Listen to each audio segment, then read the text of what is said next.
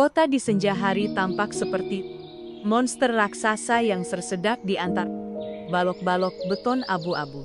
Angin membawa rasa asin pahit dari sungai yang gelap, menyelinap melalui dahan-dahan pohon yang kurus. Tempat cahaya samar yang tersasa mencoba bertahan pada gedung-gedung pencakar langit yang mewah. Di tengah gelombang kehidupan itu, ada seorang wanita berusia terantilian, dengan tangan kurus dan merah, membengkak. Diam-diam menyapu sisa-sisa hari yang panjang dan melelahkan. Maya, wanita yang dulunya adalah bintang seni, rupa yang gemilang, kini hanya bayangan. Pucat dalam pakaian petugas kebersihan, reflektif yang pudar. Sedikit yang tahu bahwa di balik seragam pekerja, kebersihan yang berdebu itu tersembunyi hati yang telah mati rasa sejak setahun yang lalu. Mengapa seorang gadis berbakat menerima untuk terpojok hidup di kamar kos lembab seluas kurang dari News Quadras? Peristiwa tragis apa yang membuatnya harus menggendong anak kecilnya melarikan diri dari kemuliaan untuk menjalani hidup sebagai pemulung dan penyapu jalan di malam hari? Ironisnya, pria yang pernah berjanji membangun seluruh kerajaan untuknya, justru adalah orang yang membuatnya harus hidup di pinggir masyarakat. Diusir oleh keluarganya sendiri seperti sampah tak berguna. Hidup ini terkadang lebih pahit daripada film paling menyedihkan. Jika Anda pernah melewati kehancuran atau hanya ingin mendengarkan kisah tentang ketabahan dan kebaikan di tengah badai kehidupan, berhentilah sejenak. Di sini, jangan lupa tekan tombol subscribe dan tinggalkan komentar untuk berbagi perasaan Anda. Karena setiap pendapat Anda adalah motivasi bagi kami untuk terus menceritakan nasib-nasib tragis namun penuh kemanusiaan ini. Kisah ini dimulai dari suatu senja yang menentukan ketika mobil mewah seorang direktur utama berhenti di depan sebuah truk sampah. Tempat masa lalu dan masa kini bertabrakan dalam kepedihan yang menyayat hati. Kota pada jam sibuk pulang kerja mirip monster raksasa yang tersedak. Balok-balok besi baja yang mengkilap saling berdesakan di jalan. Aspal yang mengepulkan uap panas. Suara klakson bukan lagi tanda lalu lintas, melainkan jeritan kesabaran yang diambang kehancuran. Arman bersandar di jok kulit empuk mobil mewahnya. ACC mobil menghembuskan aroma kayu gaharu yang halus, benar-benar terpisah dari panas, irik dan bau asap tebal di balik kaca gelap. Ia melonggarkan dasinya, sepak. Tenggorokannya terasa kering meskipun baru saja keluar dari rapat dengan angka-angka jutaan dolar. Ponsel di kursi penumpang terus menyala. Pesan-pesan mendesak tentang proyek-proyek real estate, undangan pesta. Tapi Arman tak sudi melirik. Ia menatap tajam jam hitung mundur lampu lalu lintas di pasnya. Samu detik. Kerumunan orang di luar jendela mobil mulai memudar di mata lelahnya. Tiba-tiba, pandangan Arman terpaku pada sudut trotoar. Tepat di bawah tiang lampu lalu lintas berkarat di antara motor-motor yang menderu menunggu. Seorang wanita sedang membungkuk menyapu sisa-sisa sampah terakhir ke dalam sekop seng yang sudah penyok. Ia mengenakan seragam petugas kebersihan berwarna hijau neon. Sudah pudar, garis-garis reflektor di bajunya sudah lama kehilangan cahaya. Hanya menyisakan bercak-bercak abu-abu, debu jalanan dan keringat. Topi capingnya yang robek sebagian menutupi wajahnya, tetapi sosoknya yang kurus dan sedikit membungkuk ke depan saat mendorong truk sampah yang berat tak bisa salah dikenali. Di samping truk sampah yang menjulang tinggi, ada seorang anak kecil. Anak laki-laki itu berusia sekitar 40 tahun, duduk di atas selembar kardus usang. Ia mengenakan kaos longgar, wajahnya kotor oleh lumpur tetapi matanya bersinar aneh. "Ibu, aku lapar sekali." Suara tipis anak itu menyelinap melalui celah jendela mobil yang sedikit terbuka untuk mengambil udara, langsung menusuk telinga Arman.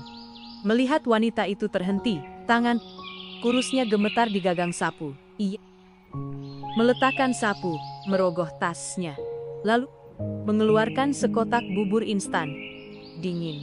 Mungkin itu sisa makanan dari siang yang ia sengaja sisihkan. "Kusuma, makan dulu ya, nak. Nanti ibu selesai menyapu bagian ini, kita pulang."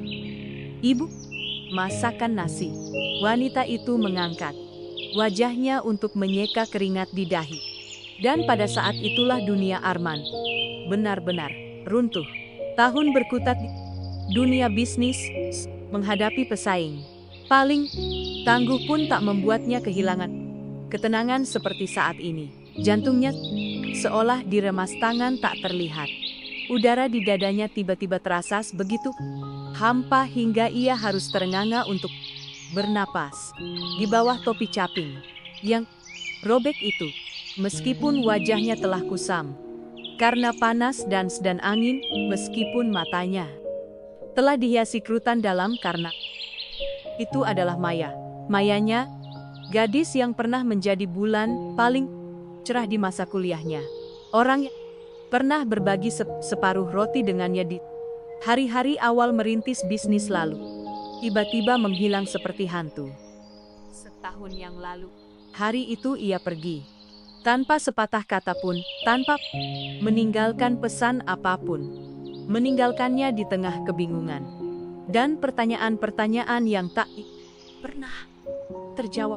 Arman terpaku menatap tajam tangan Maya. Tangan yang seharusnya dihiasi cincin berkilauan, atau setidaknya memegang pena di kantor. Berace kini kasar karena memegang sapu dan memungut sampah orang lain. Ia melihat Maya menyendok sesendok bubur, meniupnya pelan, meskipun sudah tidak hangat lagi, lalu menyuapkannya ke mulut anak kecil itu. Anak itu makan dengan lahap, sesekali mendongak dan tersenyum pada ibunya. Cara ia menyipitkan mata, hidung mancungnya dan dahinya yang Arman merasa seolah sedang menatap cermin yang memantulkan masa kecilnya sendiri. Mengejutkan menyambar otaknya hingga ia menggigil. Anak laki-laki itu berapa umurnya? Maya pergi 5 tahun yang lalu dan anak itu berusia sekitar 4 tahun. Angka-angka di benak Arman mulai menari gila. Logika dingin seorang pebisnis memberitahunya bahwa ada rahasia mengerikan yang terkubur di balik seragam petugas kebersihan itu. Suara klakson mobil di belakang terdengar nyaring. Lampu hijau sudah menyala. Motor-motor mulai melesat seperti anak panah. Asap knalpot mengepul menutupi bayangan ibu dan anak pinggir jalan. Arman tetap duduk. Tangannya mencengkeram erat kemudi hingga buku-buku jarinya memutih.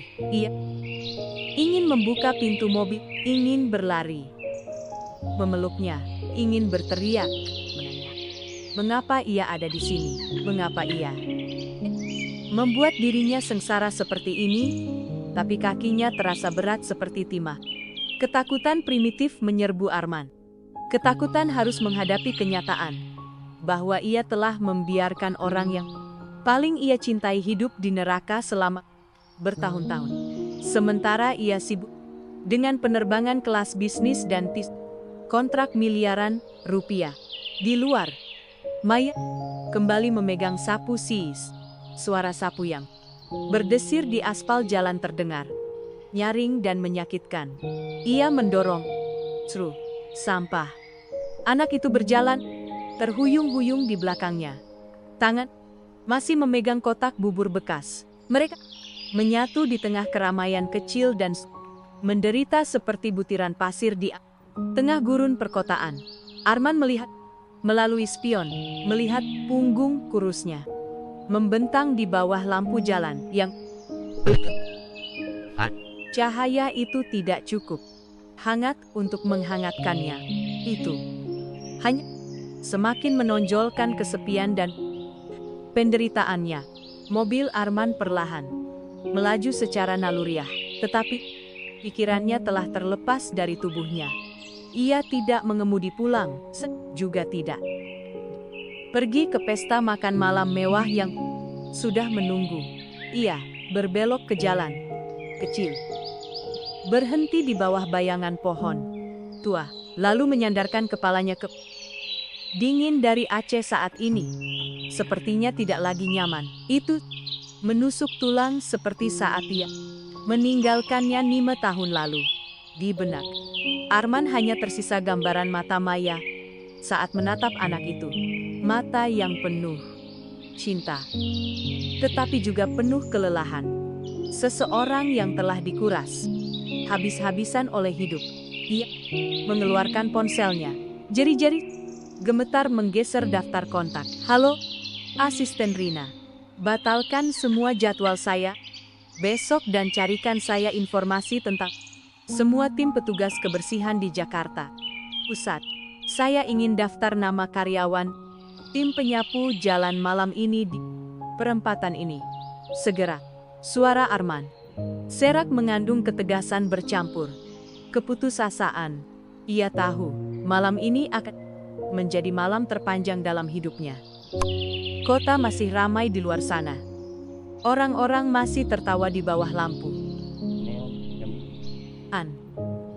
Gang kecil, wanita yang ia cintai harus berhadapan dengan sampah dan penghinaan demi sekotak bubur dingin untuk anaknya.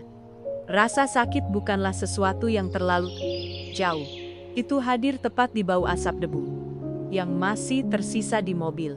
Di suara sapu yang menghantui dan di tatapan penuh kehati-hatian Maya saat ia melintas di samping mobil mewah tanpa tahu ia sedang duduk di dalamnya. Ia tidak mengenalinya atau ia sengaja tidak ingin mengenalinya. Arman tidak tahu.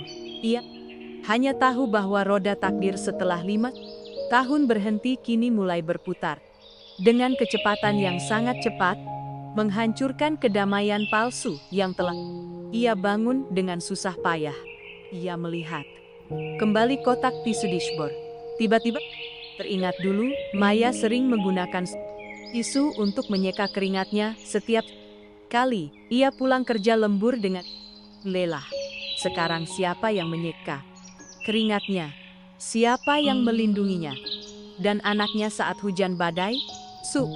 Semakin ia memikirkannya, semakin hati Arman tercekat. Ia membuka jendela mobil, menyalakan sebatang rokok. Sasap putih tipis lenyap ke dalam kegelapan malam. Ia menatap ke ujung jalan di mana ibu dan anak itu baru saja menghilang. Dalam hati berjanji pada dirinya sendiri bahwa meskipun ia harus membalik seluruh, ia akan menemukan alasan di balik kepergian kejam itu 6 tahun lalu. Kegelapan menyelimuti mobil hanya menyisakan nyala api rokok yang berkedip-kedip seperti secercah harapan kecil dan juga kemarahan pada dirinya sendiri. Malam ini Arman bukan lagi direktur yang berkuasa.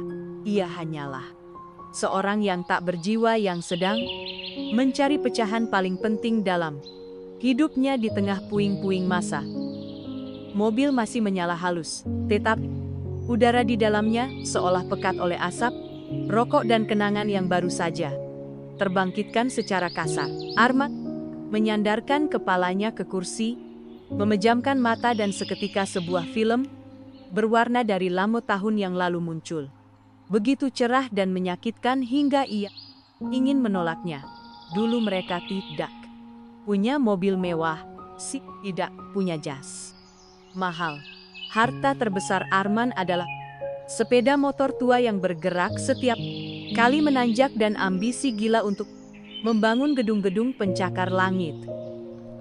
Sedangkan Maya, ia adalah mahasiswa tingkat akhir jurusan seni rupa dengan tangan yang selalu berlumuran cat, tetapi senyumnya sebersih mentari pagi.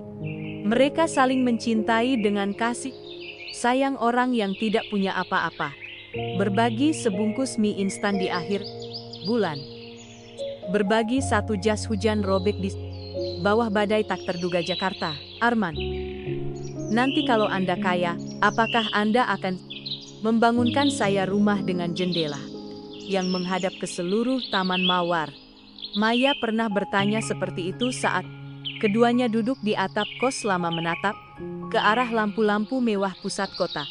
Arman saat itu mencengkeram erat tangannya dengan lantang berjanji, tidak hanya Mawar, saya akan membangunkan Anda seluruh kerajaan.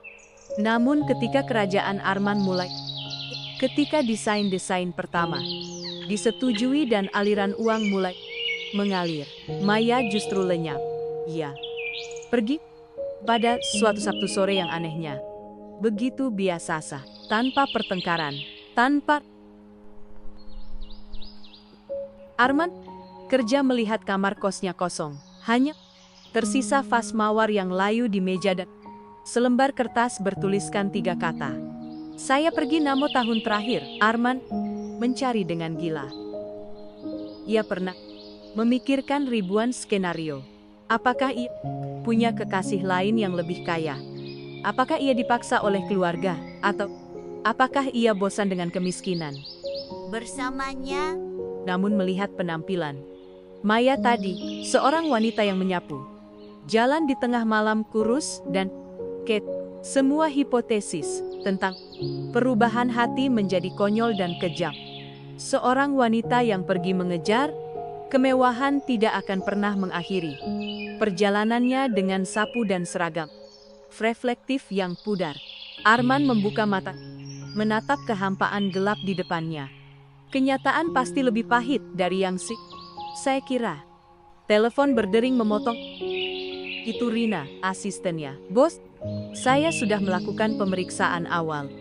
Tim kebersihan di area itu milik perusahaan lingkungan kota cabang Tratun. Wanita yang Anda deskripsikan kemungkinan adalah Maya. Dia baru saja dipindahkan ke tim penyapu jalan malam lebih dari setahun yang lalu. Data pribadinya sangat minim. Alamat terdaftar adalah pemukiman liar di bawah jembatan Kali Kecil. Kali Kecil. Arman mengulangi, suaranya tercekat. Itu adalah daerah yang terkenal dengan barisan gubuk-gubuk kumuh yang dibangun dari seng dan papan lapis. Dengan satu hujan deras saja, selokan meluap hingga ke tempat tidur. Iya, bos. Dia terdaftar sebagai ibu tunggal. Anak laki-laki itu bernama Surya Wijaya. Serting dipanggil Surya. Di berkas tidak ada nama ayah. Nama Surya Wijaya seperti pukulan keras di dada Arman. Wijaya dari Arman dan bunga wijaya. Tanaman kokoh yang pernah Maya gambar dalam lukisan yang ia berikan sebagai hadiah di hari.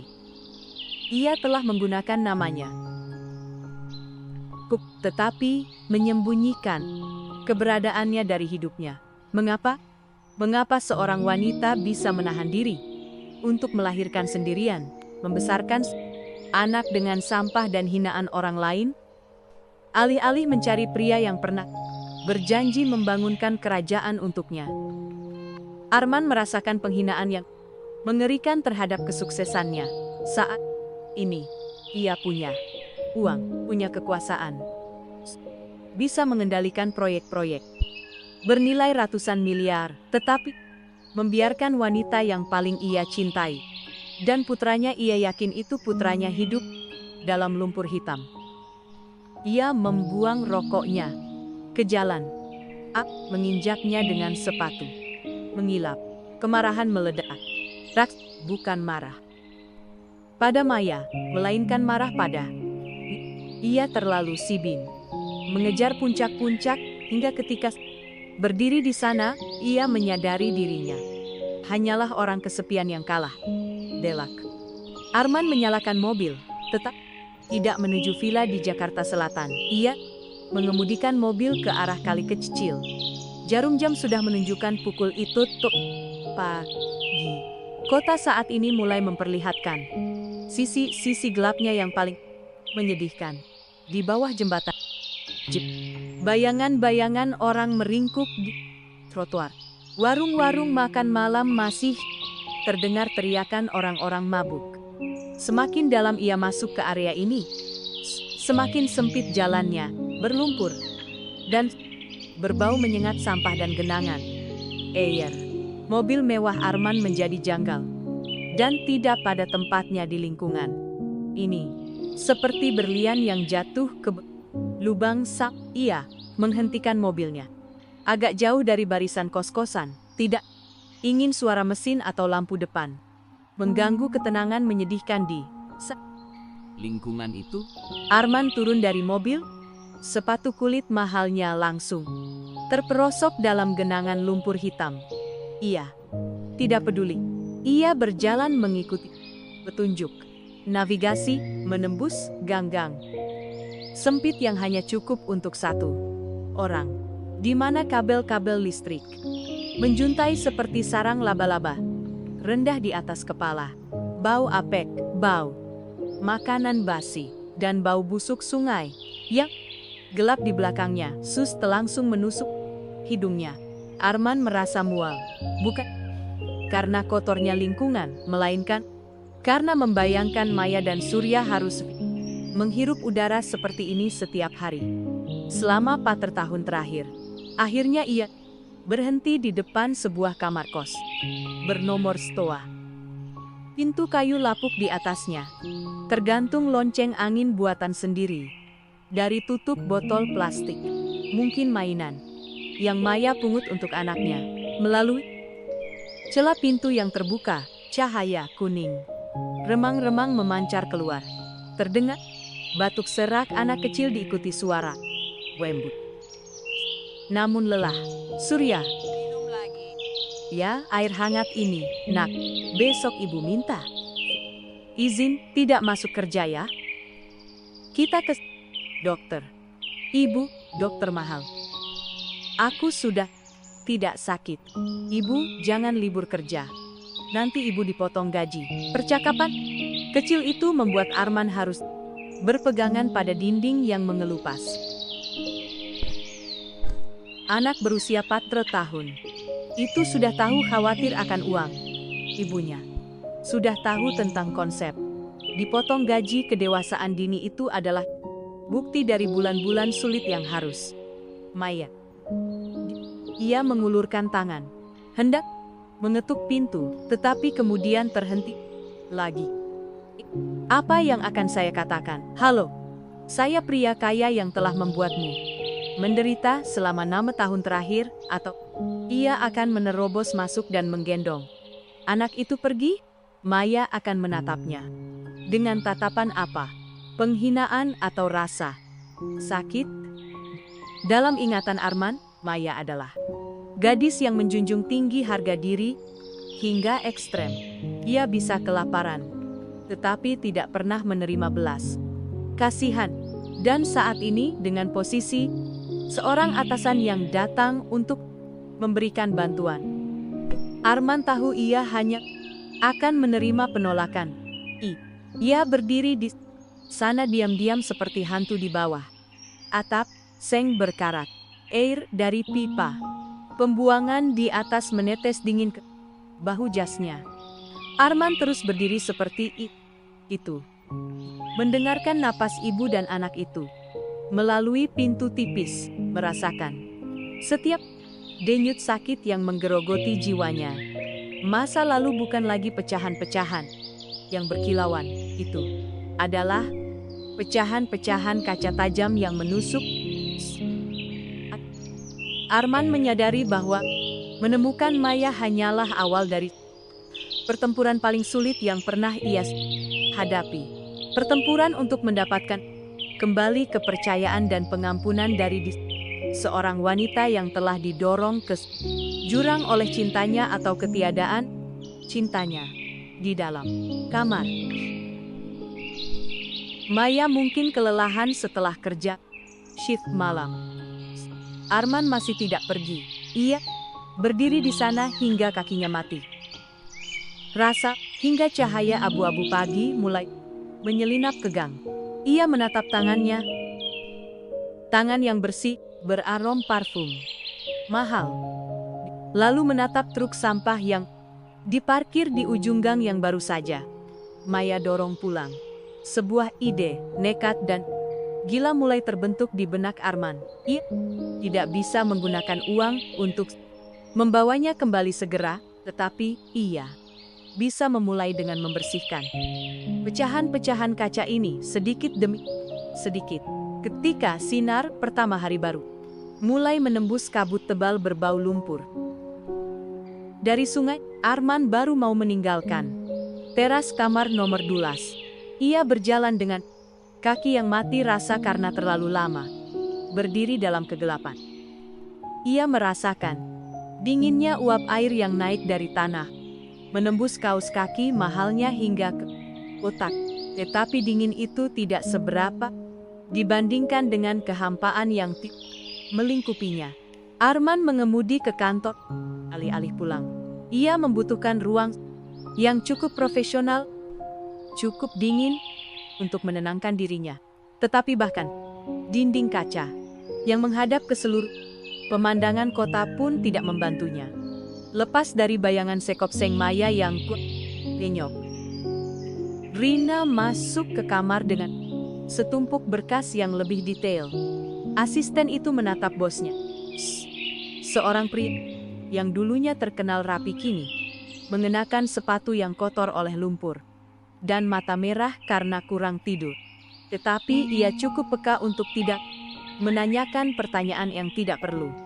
Bos, ini semua yang saya temukan tentang jadwal Maya selama 3 tahun terakhir. Arman membalik setiap halaman.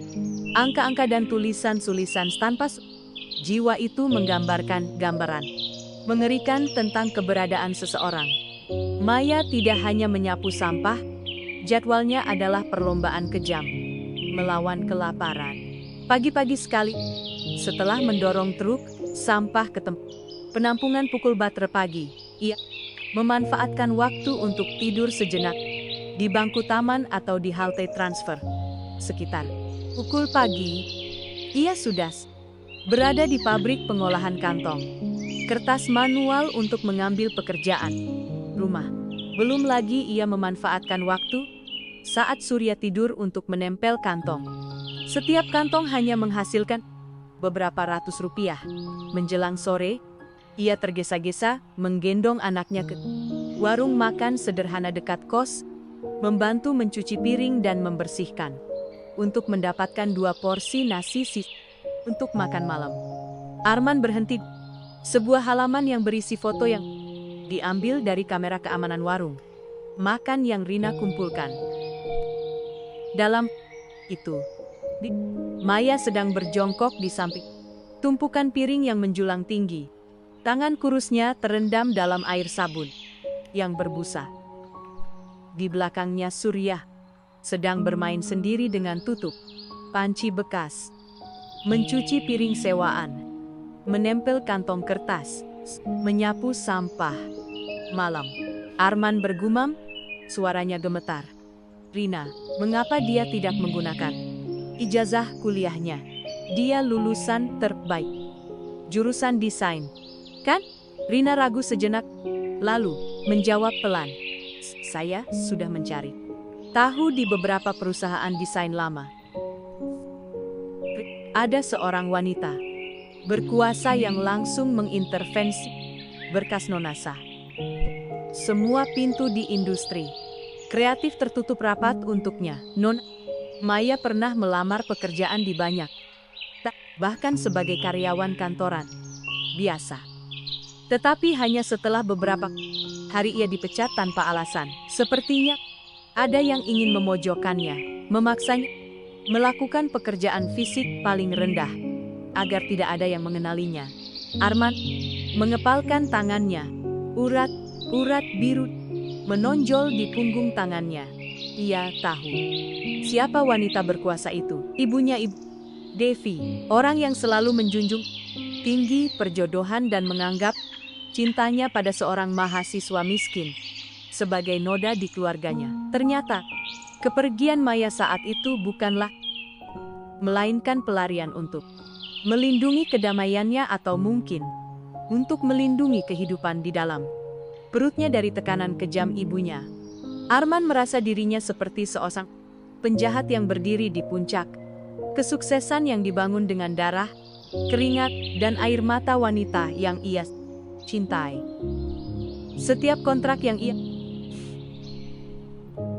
gedung yang ia resmikan berbanding terbalik dengan jumlah sampah yang harus Maya sapu, jumlah piring yang harus ia cuci. Rina, pesankan saya sebuah apartemen di kompleks lama dekat Kali Kecil.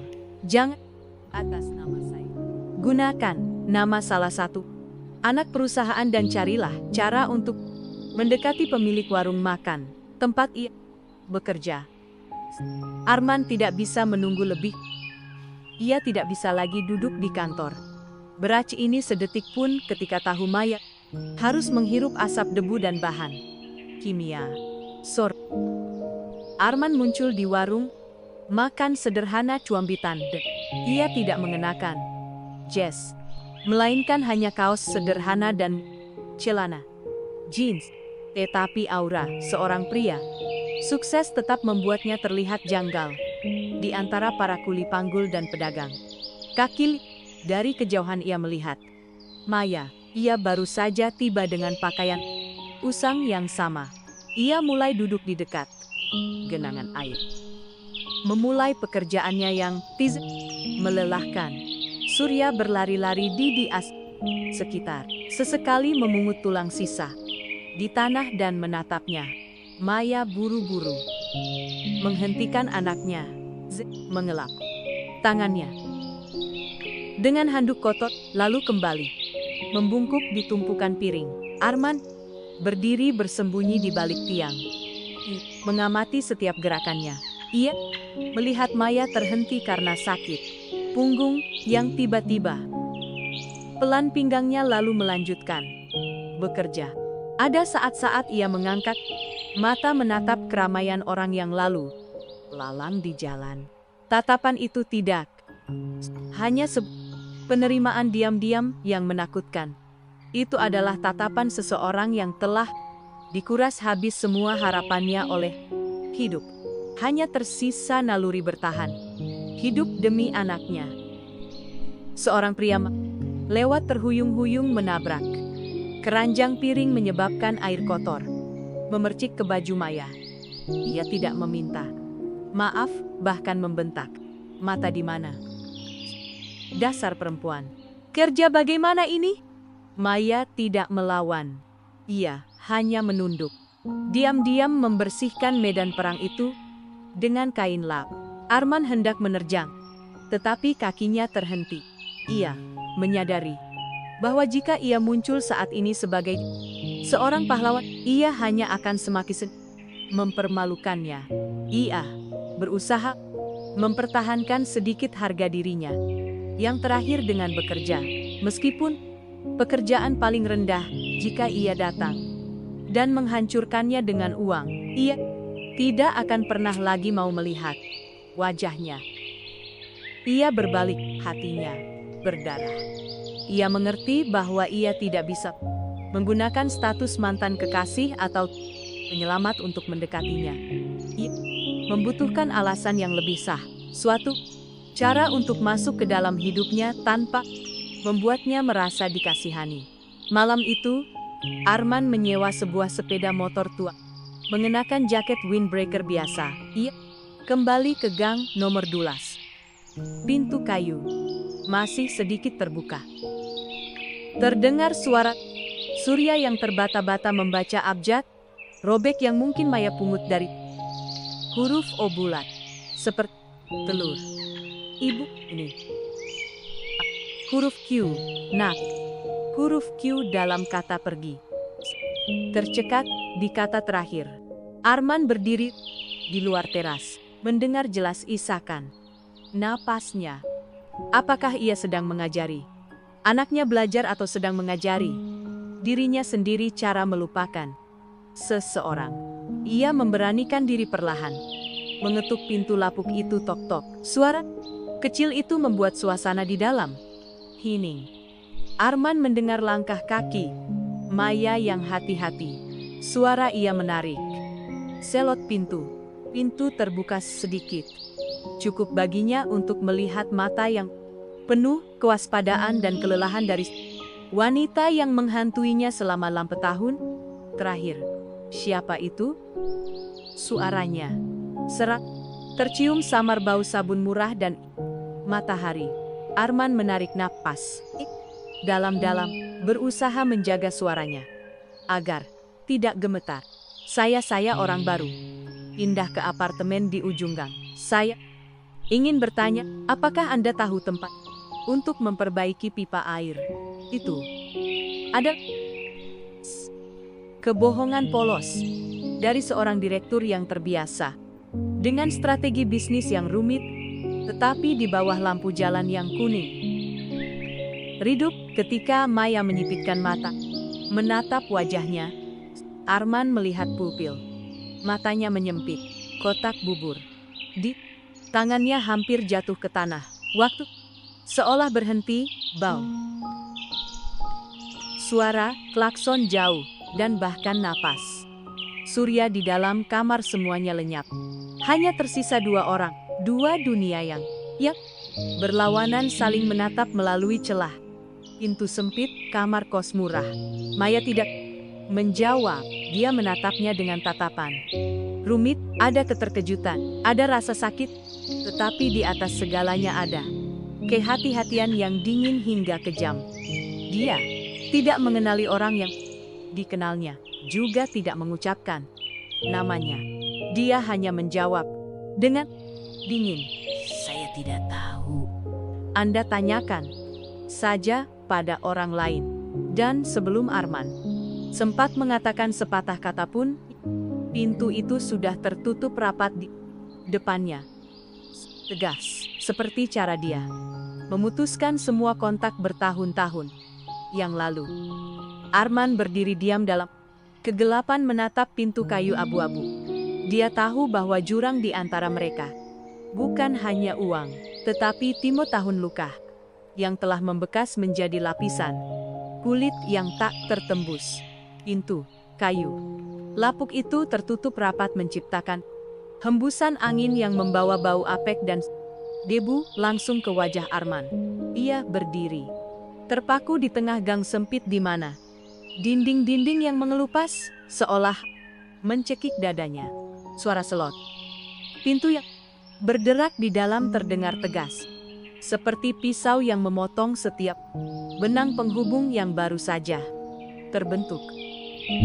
Arman tidak pergi. Menyandarkan punggungnya ke dinding di seberang, mengabaikan noda kapur yang menempel di jaket windbreakernya. Ia tahu Maya sedang berdiri tepat di balik pintu itu. Ia merasakan napasnya yang terengah-engah dan getarannya melalui lapisan kayu tipis.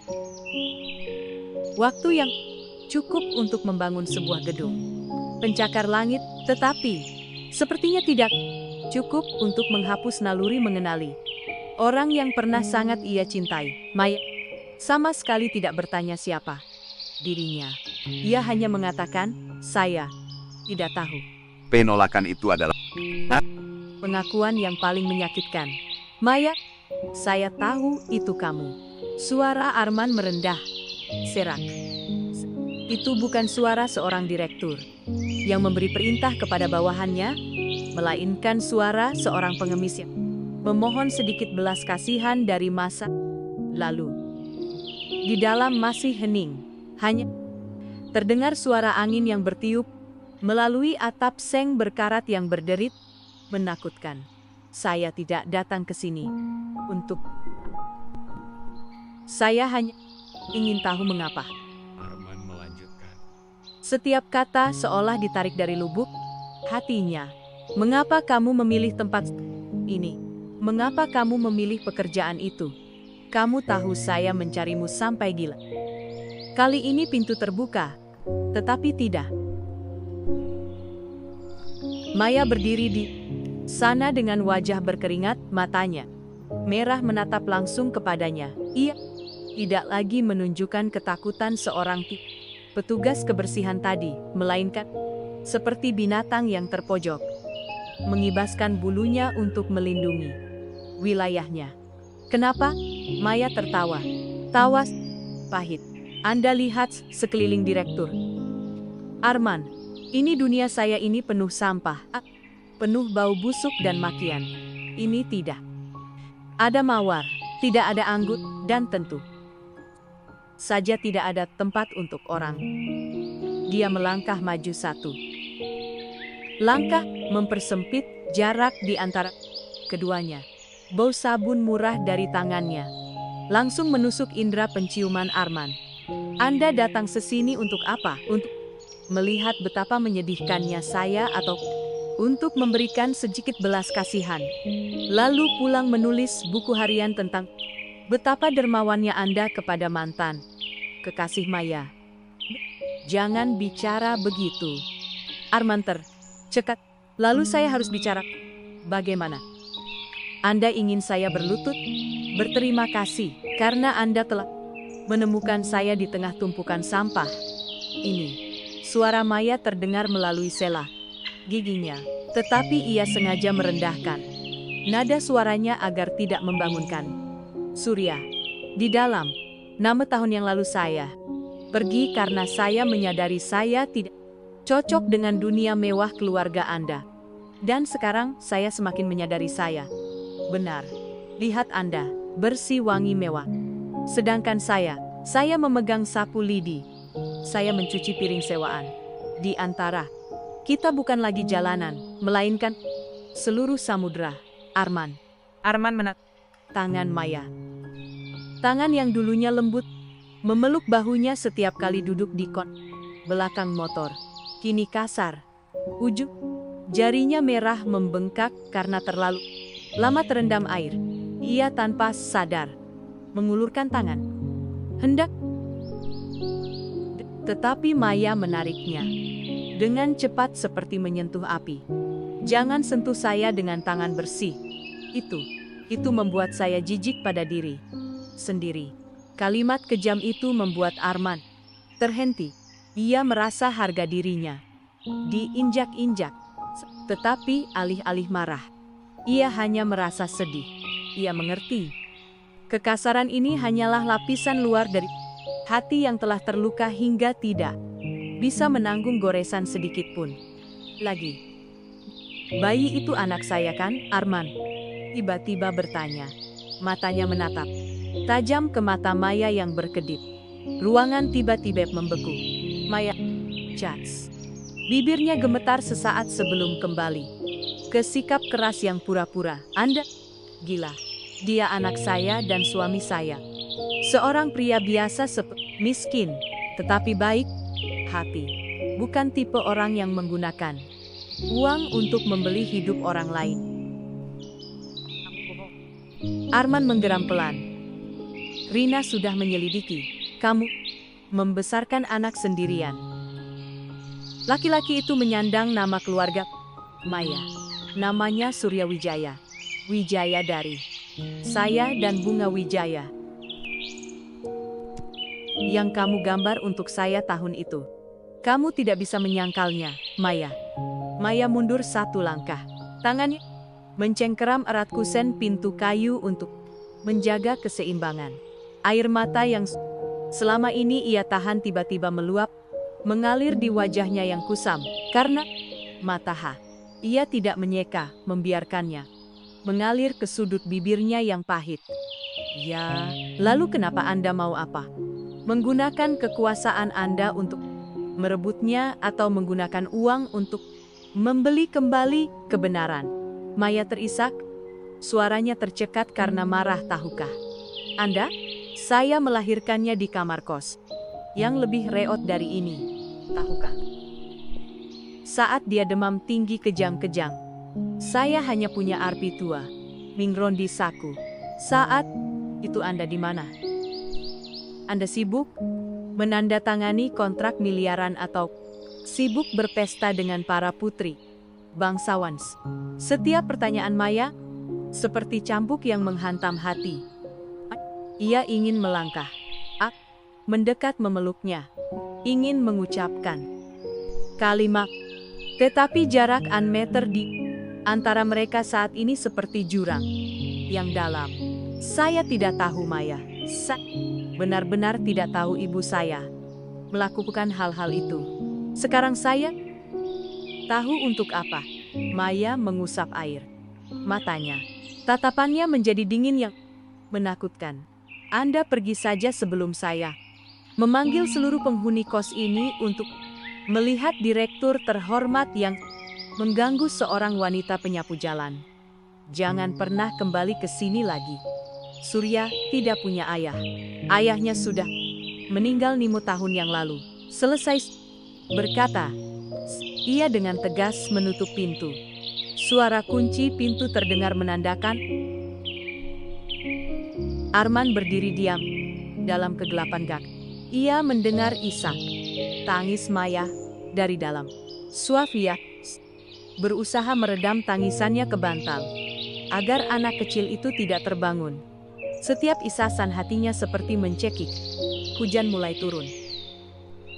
Tetesan hujan awal musim yang lebat mengguyur atap seng, menenggelamkan suara tangisan di dalam kamar kos. Arman tidak berlari mencari tempat berteduh. Ia berdiri di sana, bawah hujan yang dingin membiarkan air hujan mencuci bersih aroma parfum mahalnya agar dinginnya meresap ke kulitnya sebagai cara menghukum dirinya sendiri. Ia menatap sepatu kulitnya yang sudah berubah bentuk karena lumpur lalu. Menatap pintu kayu yang tertutup rapat. Arman mengerti bahwa mengakui kesalahan itu mudah. Tetapi untuk menebus kesalahan adalah perjalanan yang jauh lebih sulit. Ia tidak bisa hanya membawa setumpuk uang dan menyuruhnya hidup. Ia harus meruntuhkan tembok, harga diri dan rasa sakit yang telah bangun selama min palatas hari terakhir. Hujan semakin deras mengubah gang menjadi sungai kecil yang keruh. Dalam kegelapan, Arman pelan-pelan menggumamkan sebuah nama seperti sebuah sumpah. Surya Wijaya, ayah tidak akan membiarkanmu menderita lagi. Ia berjalan pergi. Punggungnya yang tinggi membentang di bawah lampu jalan yang redup. Di belakangnya kamar nomor 2 tala masih hening. Tetapi secercah cahaya kecil dari celah pintu masih memancar. Seolah sebuah rahasia yang baru saja. Terkoyak kulitnya mulai berdarah di. Arman kembali ke apartemen penthouse-nya ketika jarum jam sudah menunjukkan pukul 3 pagi. Pakaiannya yang basah kuyup menempel erat di kulitnya membawa dingin yang menusuk tulang dari gang kecil di kali kecil. Ia tidak menyalakan lampu, langsung duduk merosot ke lantai kayu oak, membiarkan air dari celana panjangnya mengalir membentuk genangan. Kesunyian apartemen mewah itu menjadi konyol hingga menggelikan. Itu seperti museum kesuksesan, tetapi kosong hingga terdengar jelas detak jantungnya sendiri yang tercekat. Ia memasukkan tangannya ke saku baju, mengeluarkan sebuah tas plastik kecil. Di dalamnya ada sehelai rambut lembut yang ia pungut dari bantal bekas yang dibuang di dekat kamar kos Maya sore ini. Sebuah pencurian yang berdosa, tetapi adalah satu-satunya harapannya saat ini. Keesokan paginya, Arman muncul di pusat tes DNA dengan wajah lelah. Ia tidak menggunakan nama Faslis, juga tidak melalui asisten. Ia berdiri mengantre seperti pria-pria lain yang sedang mencari kebenaran yang bisa mengubah seluruh hidup mereka. Hasilnya akan keluar setelah Suamripa jam tuan, kata petugas medis itu dengan suara datar. Tetapi Arman merasa duap bujam itu terasa seperti satu milenium. Ia tidak kembali ke perusahaan. Sebaliknya, Arman mengemudikan mobil ke Sebuah kuil tua yang terletak jauh di dalam sebuah gang di Bogor. Ini adalah tempat Ibu Devi. Ibunya sering berkunjung untuk beramal. Ia menemukannya di taman meditasi, santai memangkas dahan-dahan anggrek. Ekor tupai. Wajah anggunnya tenang dan elegan. Sangat kontras dengan gambaran Maya yang berjongkok di samping tumpukan piring kotor. Ibu Arman memanggil. Suaranya begitu tenang hingga menakut. Ibu Devi berbalik tersenyum lembut. Kenapa kamu luangkan waktu mengunjungi ibu hari ini? 10 tahun lalu. Berapa banyak uang yang ibu berikan kepada Maya agar ia menghilang? Gunting pemangkas tanaman terhenti di tengah-tengah. Senyum di bibir Ibu Devi tidak hilang, tetapi matanya menyipit, memperlihatkan ketajaman seorang wanita yang telah memegang kemudi keluarga Wijaya selama beberapa dekade. Kamu mengungkit masalah lama lagi, seorang gadis yang tidak selevel dan memiliki harga diri yang terlalu tinggi seperti dia.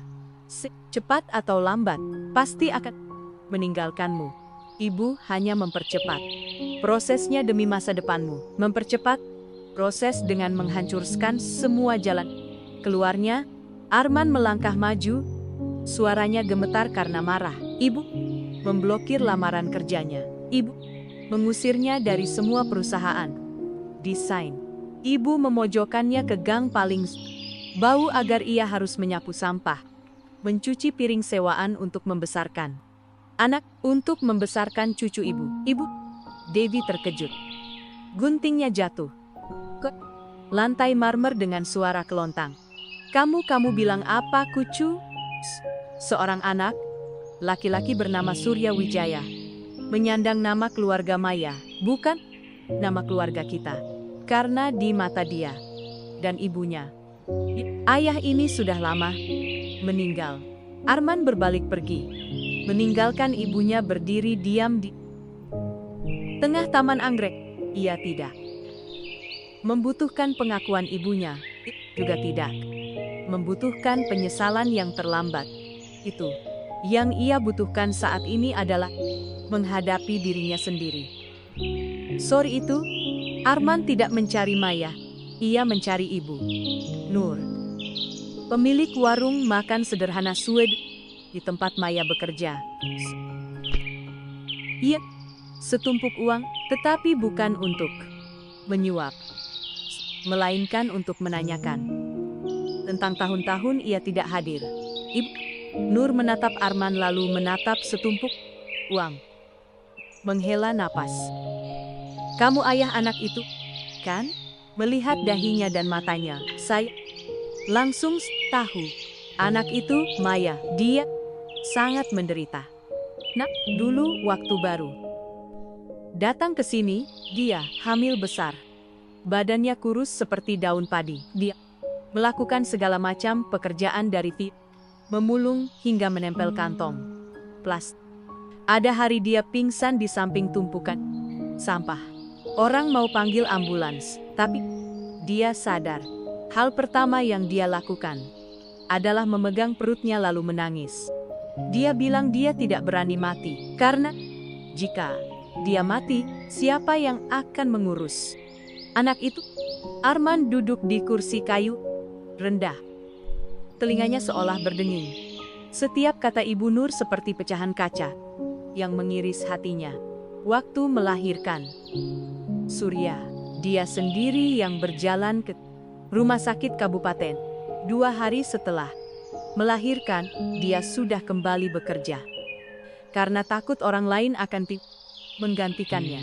Ada sekali anak itu demam berdarah, dirawat di rumah sakit. Seminggu, dia begadang menyapu sampah untuk membayar biaya rumah sakit. Pagi-pagi dia sudah kembali ke rumah sakit menggendong anaknya agar saya, ibu asuh sementaranya bisa istirahat. Saya belum pernah melihat gadis sekuat dan sejunjung itu. Siapapun yang memberinya sesuatu, dia tidak akan menerimanya. Kecuali jika dia bekerja untuk mendapatkannya. Ibu Nur memberikan Arman sebuah kotak kaleng kecil berkarat. "Ini, anak itu titipkan pada saya," katanya. "Jika terjadi sesuatu padanya, berikan kepada orang yang mencari ibu dan anak itu. Saya rasa orang itu adalah kamu." Arman membuka kotak kaleng. Di dalamnya tidak ada emas atau perak, hanya ada setumpuk tiket bus bekas, beberapa akta pemeriksaan kehamilan yang kusut, dan sebuah surat yang tidak pernah terkirim. "Arman, mungkin ketika Anda membaca di baris-baris ini, Surya sudah bisa berlari. Saya minta maaf karena tidak cukup berani untuk tetap di samping Anda. Benar, saya adalah penghalang bagi karier Anda. Tetapi saya tidak menyesal telah mempertahankan Surya. Dia adalah semua yang tersisa dari cinta kita, bagian paling bersih dalam hidup saya yang penuh badai. Jangan cari saya dan anak saya. Biarkan saya menjadi petugas kebersihan biasa. Biarkan saya membesarkan anak saya dengan tangan saya sendiri, alih-alih hidup dalam belas kasihan yang menghina." Baris-baris itu buram karena air mata. Arman menempelkan surat itu ke dadanya, merasakan rasa sakit Maya meresap ke setiap serat dagingnya. Ia telah memilih hidup dalam lumpur hitam untuk mempertahankan harga diri cinta mereka berdua. Ia telah menggunakan sapu untuk menyapu semua yang berhubungan dengannya, hanya agar ia bisa terbang tinggi, terbang jauh. Keesokan paginya, hasil tes DNA dikirimkan ke ponsel Arman. Probabilitas hubungan ayah anak dah sepasoni persen. Arman menatap layar tanpa terkejut. Hanya ada beban ribuan ton yang menekan bahunya. Ia menyimpan ponselnya dan keluar dari kantor. Ia tidak mengendarai mobil mewah, tidak mengenakan jas, mengenakan jaket lama, mampir ke toko kelontong, membeli seekor boneka beruang kecil dan sekotak susu terbaik. Kembali ke gang nomor 2. Kali ini ia tidak mengetuk pintu. Ia duduk bersila di teras rumah tepat di samping truk sampah yang diparkir sementara. Ia menunggu. Ia tahu Maya akan pergi bekerja shift sore. Kemudian, pintu kayu terbuka berderit. Maya keluar. Tangan membawa tas plastik berisi beberapa seragam pelindung. Ia terhenti ketika melihat Arman duduk di sana. Di lantai tanah yang kotor, tangan memeluk boneka beruang. "Anda datang ke sini lagi untuk apa?" Suaranya tidak lagi membentak seperti tadi malam, melainkan hanya kelelahan yang luar biasa. Arman mendongak, menatapnya. Matanya tidak lagi menunjukkan penyesalan pengecut, melainkan ketegasan yang aneh. Ia mengulurkan hasil tes DNA di depannya. Suaranya merendah, tetapi terdengar jelas di gang yang sepi. "Saya tidak datang untuk memberi, juga tidak datang untuk merebut Surya. Saya datang untuk melamar pekerjaan." Maya mengerutkan kening. Menatapnya seperti menatap orang gila. "Melamar pekerjaan? Anda benar-benar gila." "Iya, saya ingin melamar pekerjaan sebagai ayah Surya dan saya ingin melamar pekerjaan sebagai petugas kebersihan bersamamu. Jika kamu tidak mengizinkan saya membawa kalian berdua ke tempat yang lebih baik, maka izinkan saya tetap di tempat ini bersamamu, menanggung tumpukan sampah kehidupan ini." Maya berdiri diam. Tas pelindung di tangannya jatuh ke tanah. Matanya berkedip-kedip hebat ketika menatap kertas tes DNA lalu menatap boneka beruang yang ada di pangkuan Arman. Keheningan yang panjang.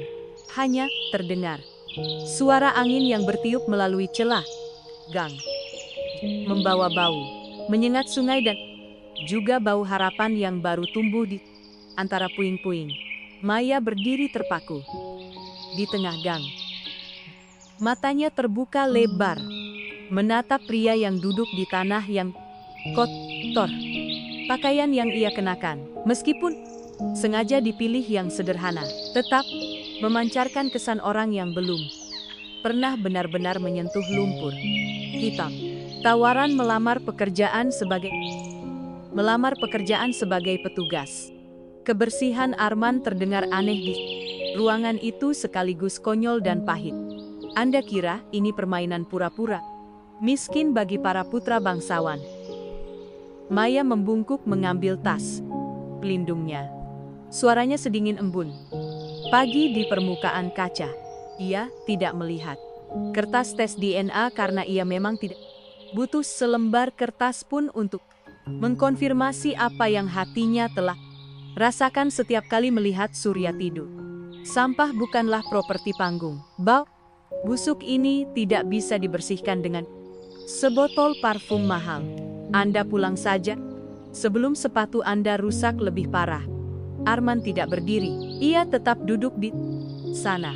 Tangannya mencengkeram erat boneka beruang kecil itu. Saya tidak bercanda. 5 tahun terakhir, saya membangun gedung-gedung pencakar langit. Tetapi, saya membiarkan fondasi rumah saya kosong. Saya memiliki segalanya. Tetapi, saya tidak punya hak untuk menatap langsung ke mata putra saya. Maya, kamu boleh membenci saya. Kamu boleh mengusir saya. Tetapi, kamu tidak punya hak untuk merebut kesempatan saya untuk membayar utang kepada kamu dan anak kita dengan tenaga saya sendiri. Maya terhenti. Harga diri adalah satu-satunya hal yang ia miliki setelah bertahun-tahun menderita. Ia mendekatnya, menunjuk langsung ke truk sampah yang diparkir di sudut dinding. Roda-roda penuh sampah organik yang membusuk meneteskan air hitam pekat yang bau. Baiklah, Anda ingin bekerja kan? Anda lihat mobil ini. Malam ini, shift saya dimulai dari jam malam sampai jam pagi. Anda berani menyentuhnya? Anda berani mendorongnya melewati talu jalan, mengumpulkan setiap kantong sampah rumah tangga yang penuh serangga, menahan tatapan menghina dari orang-orang yang duduk di mobil seperti Anda dulu. Maya tawa yang penuh tantangan, tetapi menyembunyikan kepedihan yang menyayat hati. Ia yakin hanya dengan 1 jam menghadapi kenyataan telanjang ini, direktur terhormat itu akan tersadar dan menghilang selamanya. Jam malam. Anda ada di sini. Jika Anda terlambat menit, jangan pernah muncul lagi di depan saya dan anak saya. Selesai berkata, Maya menggandeng Surya. Suca masuk membanting pintu. Arman berdiri, membersihkan sedikit debu di celananya. Ia sama sekali tidak merasa takut pada tantangan itu. Sebaliknya, ia melihat secercah harapan. Setidaknya ia memberinya kesempatan. Meskipun itu, kesempatan untuk melihat dirinya menyedihkan. Pukul malam tepat. Kota mulai menyala. Warung-warung makan di siang sepanjang kali kecil mulai ramai dengan suara riuh rendah. Arman muncul dengan seragam petugas kebersihan berwarna hijau neon yang ia minta Rina beli. Tergesa-gesa di toko peralatan kerja. Bajunya agak kebesaran, warna hijau. Cerahnya janggal di tengah gang yang gelap. Maya keluar menatapnya dari ujung kepala hingga ujung kaki, lalu melemparkan sepasang sarung tangan karet panjang hingga siku kepadanya. Pakai ini dan jangan muntah di jalan. Saya tidak punya waktu membersihkan untukmu. Mereka memulai perjalanan. Arman berjalan di sampingnya. Pekerjaan itu tidak sesederhana yang ia kira.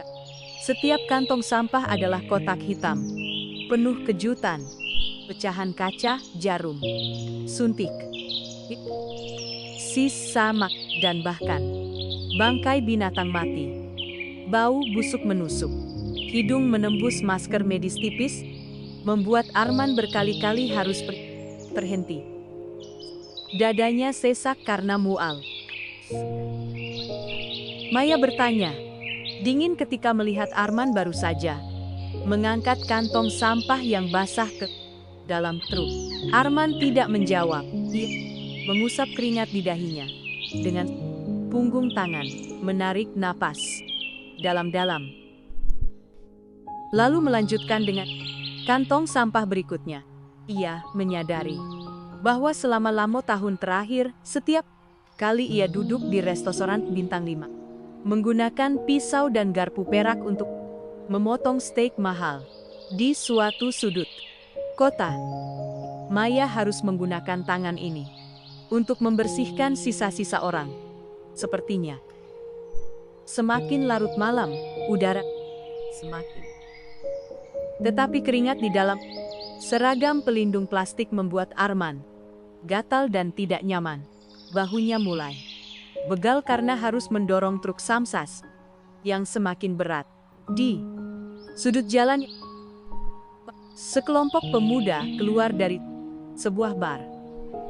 Tangan memegang botol bir. Tertawar yang hore. Salah satu dari mereka tanpa sengaja melemparkan botol kaca ke tengah jalan tepat di depan truk sampah mereka. Bersihkan ini dong, Ibu. Pajak kami bayar agar kalian bekerja. Pemuda itu tertawa mengejek matanya, menatap Maya dengan penghinaan. Arman terhenti. Aliran darah panas menyerbu otaknya. Ia hendak menerjang, hendak menggunakan wibawa seorang atasan untuk mengajarkan pelajaran tentang kebaikan. Tetapi Maya lebih cepat. Ia diam, membungkuk memungut pecahan kaca dengan tangan kosong, karena sarung tangannya sudah robek entah. Jangan Arman, Maya berkata pelan. Hanya cukup untuk didengar Arman. Kamu memukulnya. Kamu pahlawan. Sepi saya yang akan kehilangan pekerjaan besok di dunia ini. Harga diri tidak lebih berharga dari sesuap nasi untuk anak. Arman tertegun. Tangannya yang mengepal tiba-tiba melonggar. Ia melihat setetes darah kecil menetes dari sela ketika ia meletakkan pecahan kaca itu ke dalam tong sampah. Ia merasakan rasa malu yang mengerikan. Ternyata selama ini ia mengira dirinya kuat karena punya uang. Tetapi sebenarnya Mayalah yang paling kuat. Ia telah belajar menelan setiap penghinaan untuk melindungi nyawa kecil. Surya. Mereka terus bekerja dalam diam. Pukul sim pagi. Kota mulai sepi. Hanya terdengar suara sapu yang berdesir di aspal dan roda truk sampah yang berderak. Ketika truk sampah yang penuh akhirnya didorong ke tempat. Arman merasa seluruh tubuhnya remuk seperti baru saja melewati pertempuran. Ia melepas sarung. Melihat tangannya yang bengkak dan melepuh, Maya berdiri di sampingnya, melepas masker, memperlihatkan wajah lelah. Namun, anehnya tenang di bawah lampu jalan yang terang benderang. Sudah selesai. Bisa pulang dan mandi dengan air hangat. Besok Anda tidak perlu datang lagi. Saya. Arman menatap lurus ke matanya. Suaranya serak tetapi tegas. Besok dan hari-hari berikutnya. Sampai kamu percaya bahwa saya tidak datang ke sini karena belas kasihan. Maya menatapnya. Untuk pertama kalinya di matanya tidak ada lagi ketajaman duri. Ada sedikit keterkejutan lalu. Dengan cepat ia tutupi dengan ekspresi. Uang Anda, di mana? Maya tiba-tiba bertanya. Anda tidak membawanya, saya hanya membawa tenaga saya malam ini saja. Maya terdiam sebentar. Lalu ia mengeluarkan sebotol air mineral yang sudah diminum setengah dari saku bajunya dan memberikannya kepadanya. Minum Anda, terlihat seperti akan mati kehausan. Arman menerima botol air itu, merasakan plastik botol masih beraroma kehangatan dari tangannya. Ia minum seteguk. Merasakan rasa air yang lebih manis dari anggur mahal manapun yang pernah ia cicipi. Mereka berjalan bersama menuju gang nomor 12. Sinar matahari pagi mulai terlihat di cakrawala, mewarnai ungu. Muda atap-atap seng yang rusak. Maya, Arman memanggil pelan ketika mereka berhenti di depan pintu kamar kos. Tanganmu terluka. Biar saya Sasa. Belikan obat untukmu. Tidak perlu. Luka ini tidak seberapa dibandingkan dengan luka yang ditinggalkan ibumu. Maya berkata. Kok suaranya tidak lagi marah. Hanya sebuah kenyataan yang jelas. Tapi, malam ini Anda bekerja dengan baik. Setidaknya Anda tidak muntah. Ia membuka pintu. Hendak masuk ketika Arman memanggilnya dengan tergesa-gesa. Bolehkah saya masuk melihat anak? Sebentar, hanya 1 menit saja. Melihatnya saat tidur. Maya berdiri diam di ambang pintu. Sebuah perjuangan batin yang hebat terlihat jelas di wajahnya. Ia menatap Arman. Seorang pria yang kotor oleh lumpur. Lelah karena bekerja, matanya merah, tetapi mengandung permohonan yang paling tulus. Ia tidak menjawab, tetapi ia tidak menutup pintu. Segera, ia membiarkan pintu sedikit terbuka. Cukup agar Arman melihat lampu tidur kuning, remang-remang di dalam tempat surya meringkuk di selimut tipis. Mulutnya masih sedikit mengerucut, seolah sedang memimpikan sesuatu yang sangat indah. Arman tidak masuk. Ia berdiri di luar teras, memandangi sosok kecil itu melalui celah pintu. Tetesan air mata panas diam-diam mengalir di pipinya, bercampur dengan bercak-bercak debu dari malam menyapu sampah. Ia menyadari bahwa kesombongannya selama ini hanyalah istana pasir, sedangkan kesombongan Maya, wanita penyapu jalan, ini barulah benteng yang tak tertembus. Sebuah benteng yang dibangun dengan cinta dan pengorbanan yang ekstrem. Arman kembali ke apartemennya ketika kota sudah memulai hari baru yang ramai. Ia masuk ke kamar mandi untuk membiarkan air hangat membersihkan lapisan debu dan bau busuk sampah yang menempel di. Namun anehnya, bau penderitaan itu sepertinya sudah meresap jauh ke dalam jiwanya. Hingga sabun mandi mahal pun tidak bisa menghilangkannya. Ia menatap tangannya di cermin.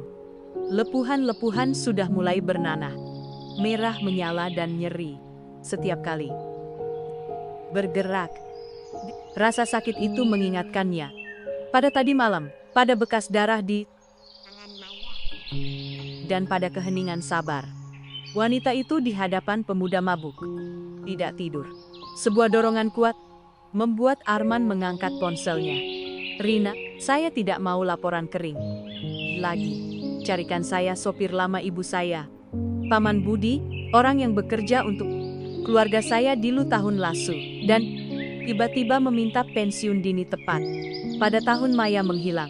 Bijam. Kemudian, Arman duduk berhadapan dengan Paman Budi di sebuah warung teh kecil di pinggir kota. Pria parubaya yang dulunya gagah itu kini terlihat jauh lebih tua. Matanya keruh menunjukkan keengganan ketika melihat Arman. Tuan, Arman, masalah lama sudah berlalu. Kenapa Anda mengungkitnya lagi? Hanya menambah kesedihan. Paman Budi menghela napas. Tangannya gemetar memegang cangkir teh. Paman Budi, saya tidak datang untuk menyalahkan. Saya hanya ingin tahu kebenaran tentang bagaimana Maya pergi. Apa yang ibu saya katakan padanya sore itu. Paman Budi menatap ke arah jalanan berdebu. Kenangan 5 tahun yang lalu. Seperti awan hitam kelabu yang datang. Nyonya besar tidak menggunakan uang untuk mengusir Nona Maya tuan. Beliau tahu anak itu keras kepala. Lebih baik mati daripada menerima sedekah. Beliau menggunakan Anda sendiri untuk menekan anak itu. Arman, napasnya tercekat di tengah-tengah. Menggunakan saya. Nyonya Bis menunjukkan kepada Nona Maya setumpuk Dokumen tentang perusahaan keluarga yang diambang kebangkrutan karena kesalahan Paka. Penawaran Anda. Saat itu beliau bilang, hanya pernikahan dengan putri keluarga Lesmana yang bisa menyelamatkan Anda dan seluruh keluarga ini. Beliau bilang, jika Nona Maya masih di samping Anda, beliau akan membiarkan Anda berenang sendiri di tengah pusaran air, mengabaikan Anda masuk penjara karena kontrak-kontrak yang salah itu. Paman Budi berhenti, menyeruput teh pahit. Belum selesai. Beliau juga menunjukkan kepada Nona Maya sebuah surat pemeriksaan kehamilan palsu. Mengatakan bahwa Putri Lesmana itu sudah hamil anak Anda setelah semalam Anda mabuk. Nona Maya saat itu juga sedang hamil. Anak malang itu wajahnya pucat pasi. Dia tidak percaya Anda mengkhianati, tetapi dia percaya Nyonya besar akan bertindak kejam terhadap karier Anda. Dia bilang kepada saya tidak takut miskin. Saya hanya takut Arman kehilangan semua yang telah ia bangun dengan susah payah. Arman merasa tangannya seperti disambar petir. Ternyata semua yang ia capai hari ini, kerajaan yang ia banggakan justru dibangun di atas kebohongan kejam ibunya dan pengorbanan ekstrem Maya. Ia pergi bukan karena rasa minder miskin. Ia pergi karena mengira kepergiannya adalah satu-satunya pelampung penyelamat baginya. Hari itu, saya menunggunya di terminal bus. Hujan deras persis seperti tadi malam Anda menyapu sampah. Dia tidak membawa apa-apa selain tas kain kecil dan lukisan pohon bunga wijaya. Saat naik bus, dia masih berpesan kepada Paman Budi. Ingat-ingatkan Arman. Makan tepat waktu. Dia sering melewatkan makan. Saya sudah tua. Melihat pemandangan itu, saya tidak bisa menahan. Tetapi Nyonya besar mengancam. Saya tidak berani bicara. Arman berdiri tanpa kata. Ia melangkah keluar dari warung teh. Merasa berguncang. Kemarahan pada dirinya sendiri bangkit dengan dahsyat. Ia telah hidup dalam kemewahan berdasarkan kebohongan kotor. Ia telah diam-diam menyalahkannya tidak setia, menyalahkannya lemah. Padahal ia sendiri adalah pengecut yang terlindungi dalam sangkar kaca emas. Sore itu, Arman kembali ke kali kecil. Kali ini ia tidak menunggu hingga pukul pokan malam. Ia melihat Maya sedang duduk di tepi sungai yang gelap. Tangannya sibuk menempel kantong-kantong kertas buatan tangan. Surya duduk di sampingnya sedang menggunakan pensil warna kecil-kecilan untuk menggambar di belakang kalender bekas. Arman mendekat, bayangannya membentang di atas kantong-kantong kertas yang belum sempat kering. Maya mendongak. Tatapannya masih penuh kewaspadaan, tetapi sudah tidak setajam tadi malam. Hari ini belum waktunya kerja Anda, ia berkata. Tangannya masih terus bekerja. Arman duduk di rerumputan, tidak peduli dengan pakaian bermereknya. Ia mengeluarkan sebuah kotak kayu kecil dari sakunya. Di dalamnya ada jam tangan tua yang ia temukan di gudang keluarga. Jam tangan yang ia kenakan pada hari pertama bertemu Nona Maya. Hari ini ia bertemu Paman Budi. Tangan Maya yang sedang menempelkan lem terhenti. Sekantung kertas jatuh ke tanah. Lem menempel di seragam pelindungnya. Ia tidak menatapnya, tetapi bahu kurusnya mulai gemetar. Paman itu bercerita padaku tentang sore hari Namo tahun yang lalu, tentang bagaimana ibu saya menipu Anda. Jangan bicara lagi. Suara Maya tercekat. Ia berusaha menundukkan kepalanya serendah mungkin untuk menyembunyikan matanya yang sudah mulai memerah. Berbicara untuk apa? Apakah Kebenaran sekarang bisa mengubah 5 tahun. Saya terlunta-lunta di jalanan. Bisakah itu mengubah malam-malam Surya menangis? Karena haus susu? Tidak bisa. Tidak bisa mengubah. Tapi itu membantu saya memahami bahwa saya tidak pantas untukmu. Sejak detik pertama, Arman terisak. Ia mengulurkan tangan mengambil kantong kertas di tanah dengan canggung, membersihkan sisa lem. Ia mengira dirinya adalah korban. Tetapi ternyata ia adalah musuh yang tidak langsung. Maya, saya berutang padamu tidak hanya sebuah kehidupan, melainkan juga sebuah... Maya tiba-tiba berbalik. Kali ini ia tidak menghindar. Air mata yang selama bertahun-tahun ia tahan, tiba-tiba pecah, mengalir deras, membasahi kantong-kantong kertas yang sedang ia tempel. Tahukah Anda, saat saya melihat berita Anda menikah dengan putri keluarga Lesmana di koran, betapa sakitnya saya cas. Saya berniat menggendong, melompat ke sungai ini untuk mengakhiri semuanya. Tetapi Surya menendang di perut saya. Dia mengingatkan saya bahwa dia tidak bersalah. Ia terisak-isak. Saya membenci ibu Anda, tetapi saya membenci diri saya sendiri. Karena tidak cukup kuat untuk lebih percaya pada Anda. Bagaimana bisa percaya ketika Anda sendiri adalah orang yang tidak menemukan kebenaran lebih awal? Arman mengulurkan tangan hendak menyeka air matanya. Kali ini, Maya tidak menghindar. Tetapi ia tetap menjaga jarak. Pernikahan itu tidak pernah terjadi.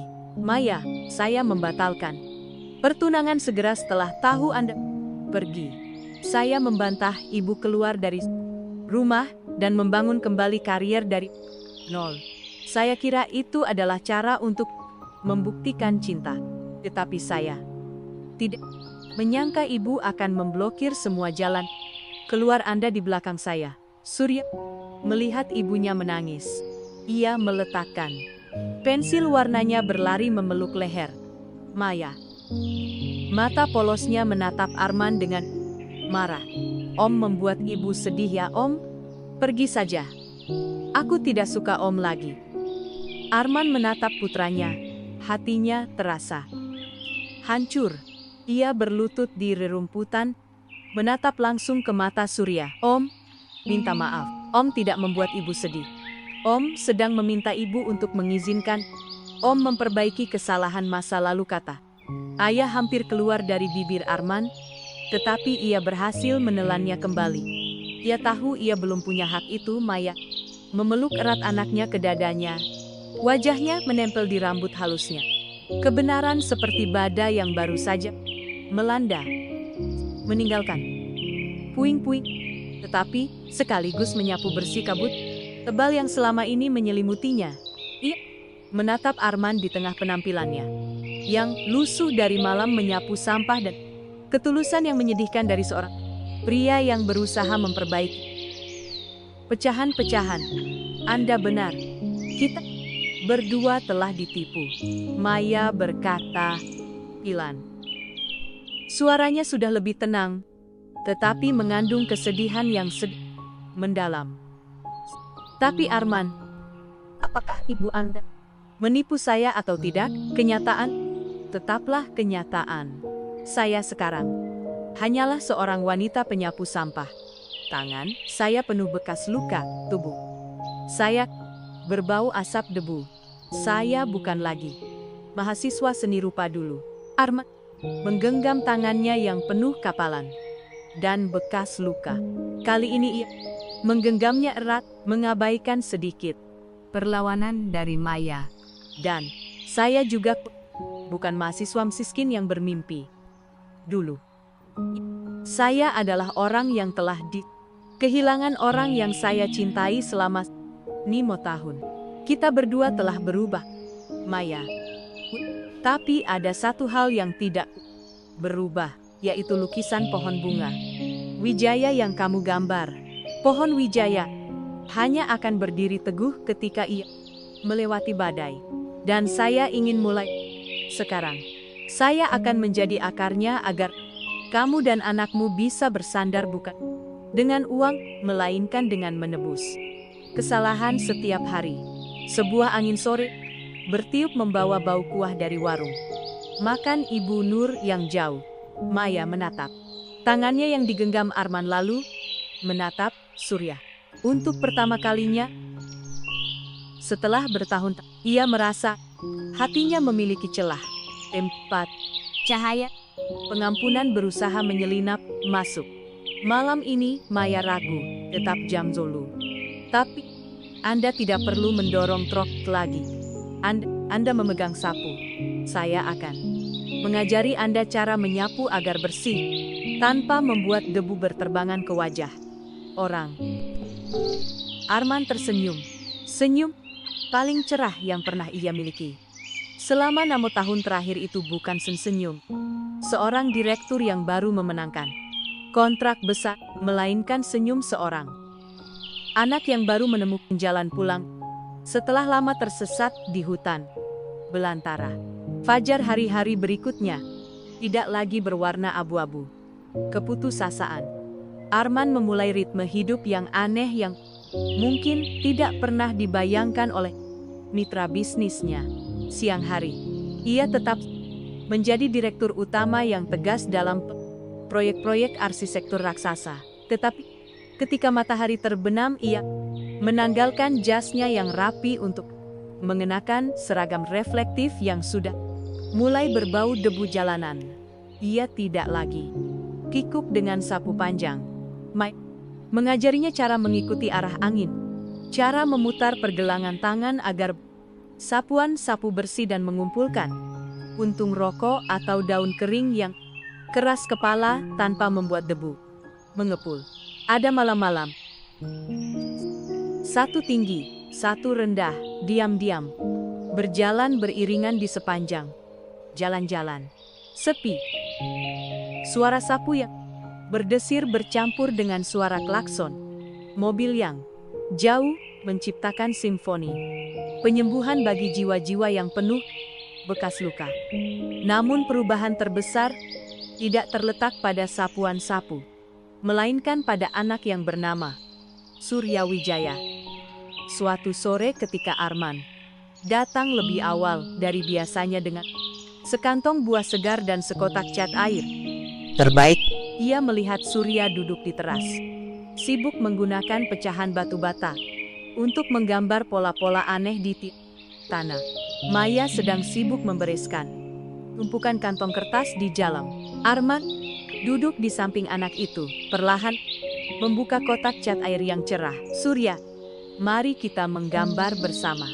Anak menatap Arman dengan tatapan menyelidik. Setelah beberapa hari melihat om ini selalu di dekat ibunya dan juga membantu ibunya mendorong truk sampah yang berat, kewaspadaannya sedikit berkurang. Ia menatap kotak cat, sesuatu yang hanya ia lihat melalui kaca jendela toko buku besar, lalu menatap tangan Arman yang penuh kapalan. Tangan om juga seperti tangan ibu. Surya berseru, suaranya polos. Ibu bilang siapa yang bekerja keras, tangannya pasti ada kapalan. Arman merasa hidungnya perih. Ia menggenggam tangan kecil anaknya dengan lembut mengelusnya. Ya, om sedang belajar menjadi orang baik seperti ibu. Kedua pria itu mulai tenggelam dalam dunia warna. Arman mengajari Surya cara mencampur warna biru dengan kuning untuk menciptakan warna daun. Mengajarinya cara menggambar rumah dengan jendela yang terbuka lebar. Maya berdiri di balik pintu kayu, melihat melalui celah. Melihat punggung Arman yang tinggi, membungkuk agar sejajar dengan tinggi anaknya. Ia melihat Arman sama sekali tidak keberatan ketika cat menempel di kaos mahalnya, juga tidak merasa tidak nyaman ketika Surya tanpa sengaja mengusap tangan kotornya ke lengan Arman. Untuk pertama kalinya setelah tahun Maya melihat anaknya tertawa. Riang seperti seminggu kemudian. Insiden terjadi. Kota berganti musim. Dengan badai petir dahsyat yang berlangsung dari pagi hingga malam. Gang kali kecil yang dulunya sudah rendah kini berubah menjadi sungai keruh penuh. Iar selokan. Maya tetap harus bekerja. Shift malam, karena hari itu adalah hari pembersihan umum di wilayah itu. Ia menitipkan Surya pada Ibu Nur. Tetapi di tengah malam anak itu tiba-tiba demam, tinggi dan kejang-kejang. Di kantor mengurus berkas ketika menerima telepon panik dari Ibu Nur. Ia menerjang di tengah hujan. Yang rendah tidak bisa masuk jauh ke dalam gang. Ia meninggalkan mobil ujung jalan. Berlari menembus genangan air setinggi lutut. Ketika ia sampai sana, Surya terbaring lemas di pelukan Ibu Nur. Wajah kecilnya merah padam, napasnya tersengal-sengal. Dia demam tinggi sekali. Nak, sudah saya kompres. Terus tapi tidak turun. Ibu Nur diisak. Arman tidak ragu. Ia melepas jaket windbreaker-nya, membungkus anak itu. Lalu menggendongnya. Ia berlari kembali ke jalan besar, mengabaikan air hujan yang mengguyur wajahnya, mengabaikan lubang-lubang jalan yang tidak rata di bawah kakinya. Dalam pelukannya, tubuh kecil Surya panas, seperti bara api, dan rintihan lemahnya seperti sayatan pisau yang menusuk hati. Arman, Surya bertahan nak. Ayah, di sini. Ayah sedang membawamu ke dokter. Kata ayah keluar secara naluriah di tengah badai hati dan badai cuaca. Arman tidak lagi takut penolakan Maya. Ia hanya takut kehilangan nyawa ini. Arman tetap siaga di samping ranjang sepanjang malam. Ia menggenggam erat tangan kecil yang harus diinfus.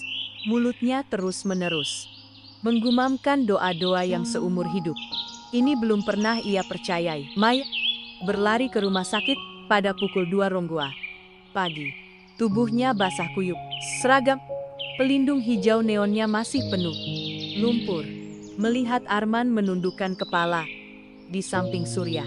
Satu tangan masih mencengkeram tangan anaknya. Satu tangan memegang handuk hangat terus-menerus menyeka dahi anak itu. Langkah Maya terhenti.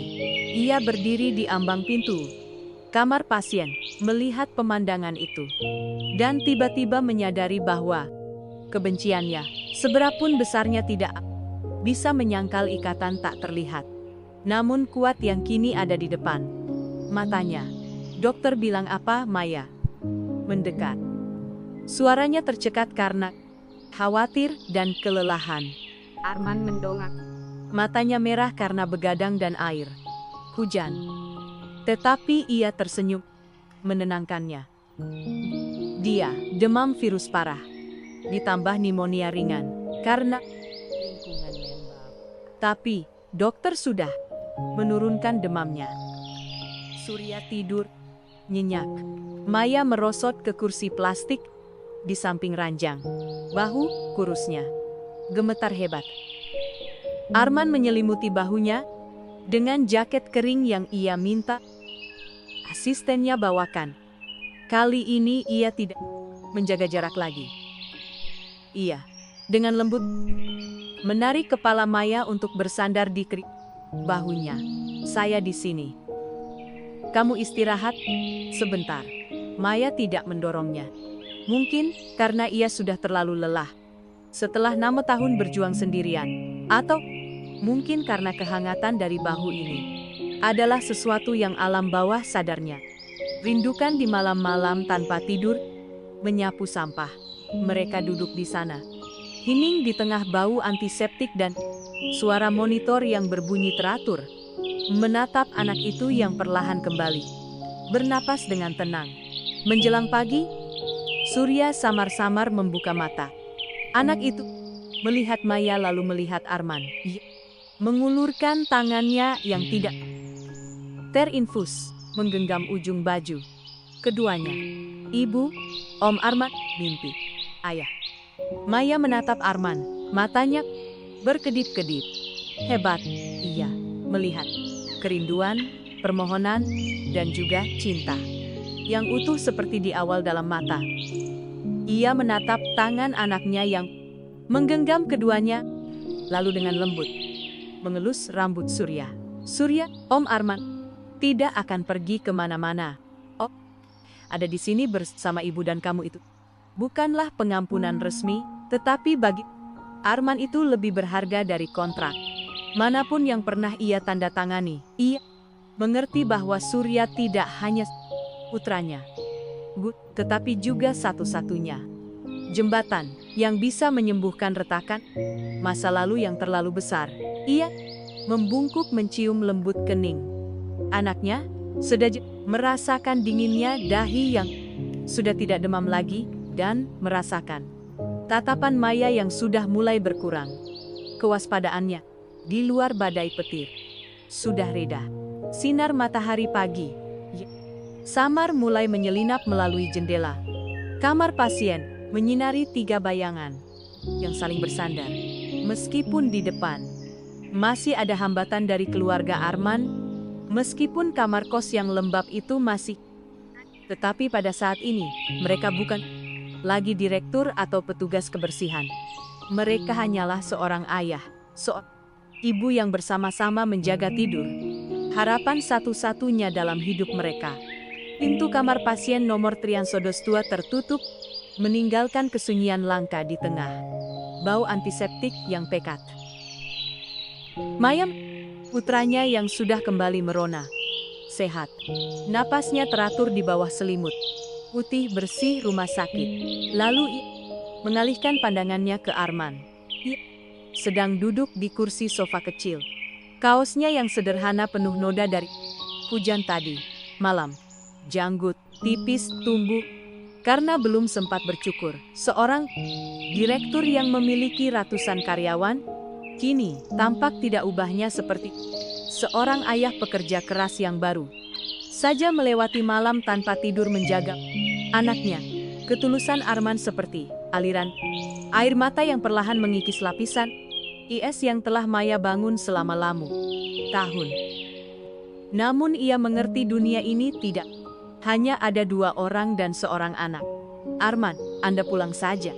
Pakaiannya asisten bawa, Anda ganti lalu pergi ke perusahaan.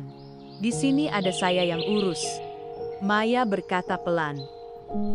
Tangannya masih membelai ujung seragam pelindungnya yang usang. Arman mendongak, matanya tegas. Saya sudah menyerahkan pekerjaan kepada wakil direktur.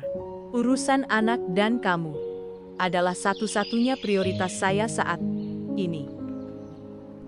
Tapi Bu, Maya ragu. Nama itu masih menjadi bekas luka yang nyeri. Beliau tidak akan tinggal diam jika tahu Anda terus berada di pemukiman kumuh ini. Apalagi karena seorang anak yang menyandang nama keluarga Maya. Arman berdiri melangkah mendekat menggenggam tangan Maya yang penuh kapalan. Kali ini, ia tidak menggenggamnya dengan acuh tak Acuh. melainkan mencengkeram erat seolah ingin mentransfer seluruh kekuatannya. Saya pengecut karena membiarkan ibu saya memutuskan hidup saya. Tetapi 6 tahun ini saya telah belajar bahwa kerajaan sejati tidak terletak pada gedung-gedung tinggi, melainkan pada keberanian untuk melindungi orang-orang yang saya cintai. Ia akan menghadapi ibunya bukan dengan pemberontakan masa muda, melainkan dengan status seorang pria yang telah merasakan cukup banyak kehilangan. Sesuai dugaan, sore itu ketika Surya baru bangun dan meminta bubur buatan ibu, pintu kamar Siens terbuka lebar. Ibu Devi muncul, tetap dengan gaya anggunnya dengan tas bermerek dan parfum mewah, tetapi wajahnya dingin seperti diselimuti embun beku. Di belakangnya ada 2 pengawal tinggi besar, menciptakan kontras yang aneh dengan ruang sempit rumah sakit umum. Matanya menyapu Maya yang saat ini mengenakan pakaian pasien pinjaman lalu berhenti pada Surya. Sekilas keraguan melintas di mata tajam wanita berkuasa itu ketika melihat wajah anak itu mirip sekali dengan wajah putranya saat kecil, tetapi ia dengan cepat kembali ke sikap keras. Arman, pulang. Sampai kapan kamu akan membuat kekacauan? Suara Ibu Devi rendah tetapi berwibawa. Arman berdiri, menghalangi ranjang anaknya juga, menghalangi tatapan menyelidik ibunya terhadap Maya. Saya tidak membuat kekacauan, Ibu. Saya sedang bersama keluarga saya. Ibu Dik tersenyum sinis, matanya melirik ke arah Maya, seorang wanita penyapu sampah dan seorang anak yang tidak jelas asal-usulnya yang kamu sebut keluarga. Tahukah kamu bagaimana reputasi perusahaan akan hancur jika media mengambil gambar ini? Reputasi perusahaan tidak lebih penting dari nyawa cucu ibu. Arman menggerak, melangkah maju satu langkah. Ibu lihat.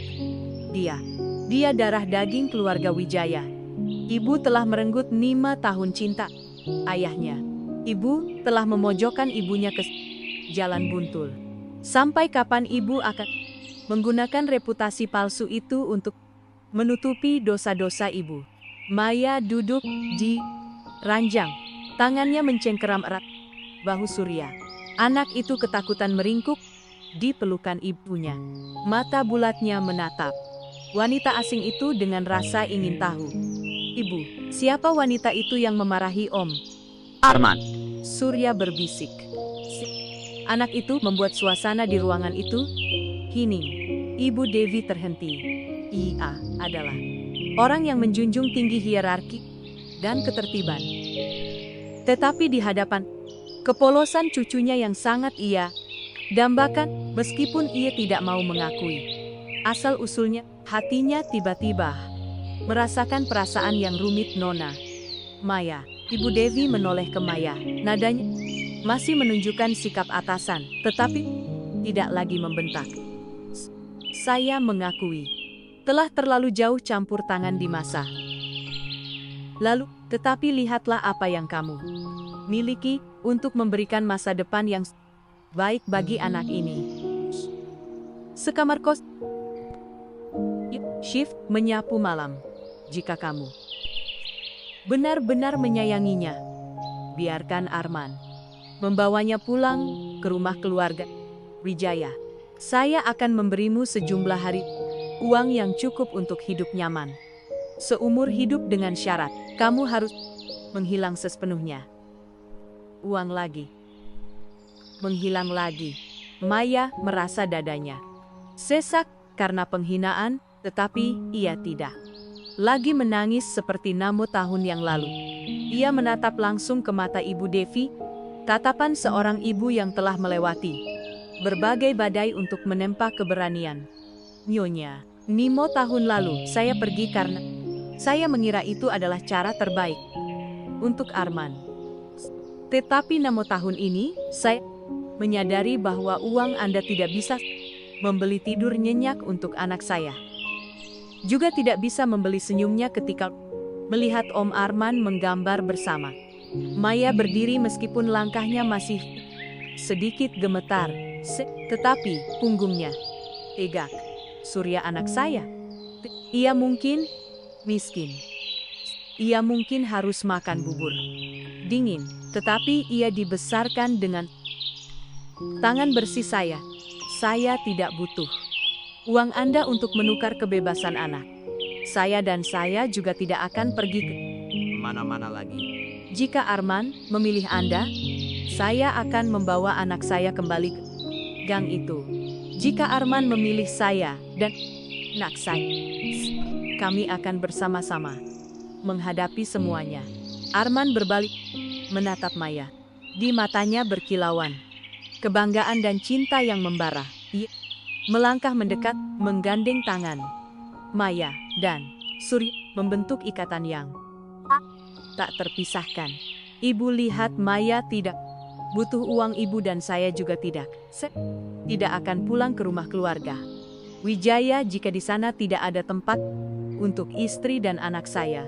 Saya melepaskan posisi direktur utama, melepaskan hak waris. Saya punya tangan, saya punya pengetahuan, saya bisa memulai lagi dari kantor kecil, bahkan menyapu sampah bersama Maya jika perlu. Tapi saya tidak akan pernah lagi kehilangan mereka. Ibu Devi terkejut menatap putranya. Ia belum pernah melihat Arman setegas ini. Kesuksesan yang ia bangun dengan susah payah untuknya, kini ia pertaruhkan hanya demi seorang wanita penyapu sampah. Ia hendak mengatakan sesuatu lagi, tetapi melihat tangan Arman yang mencengkeram erat, Tangan Maya. melihat Surya yang memeluk kaki Arman secara naluriah, ia menyadari dirinya telah kalah total. Kesombongannya telah membangun tembok yang memisahkannya dari kebahagiaan putranya sendiri. Kamu benar-benar ingin melepaskan semuanya? Ibu Devi bertanya. Suaranya gemetar karena kehilangan. Saya tidak melepaskan semuanya, Ibu. Saya sedang memungut kembali hal-hal paling berharga yang telah saya hilangkan. Arman menjawab dengan tenang. Ibu Devi berdiri diam.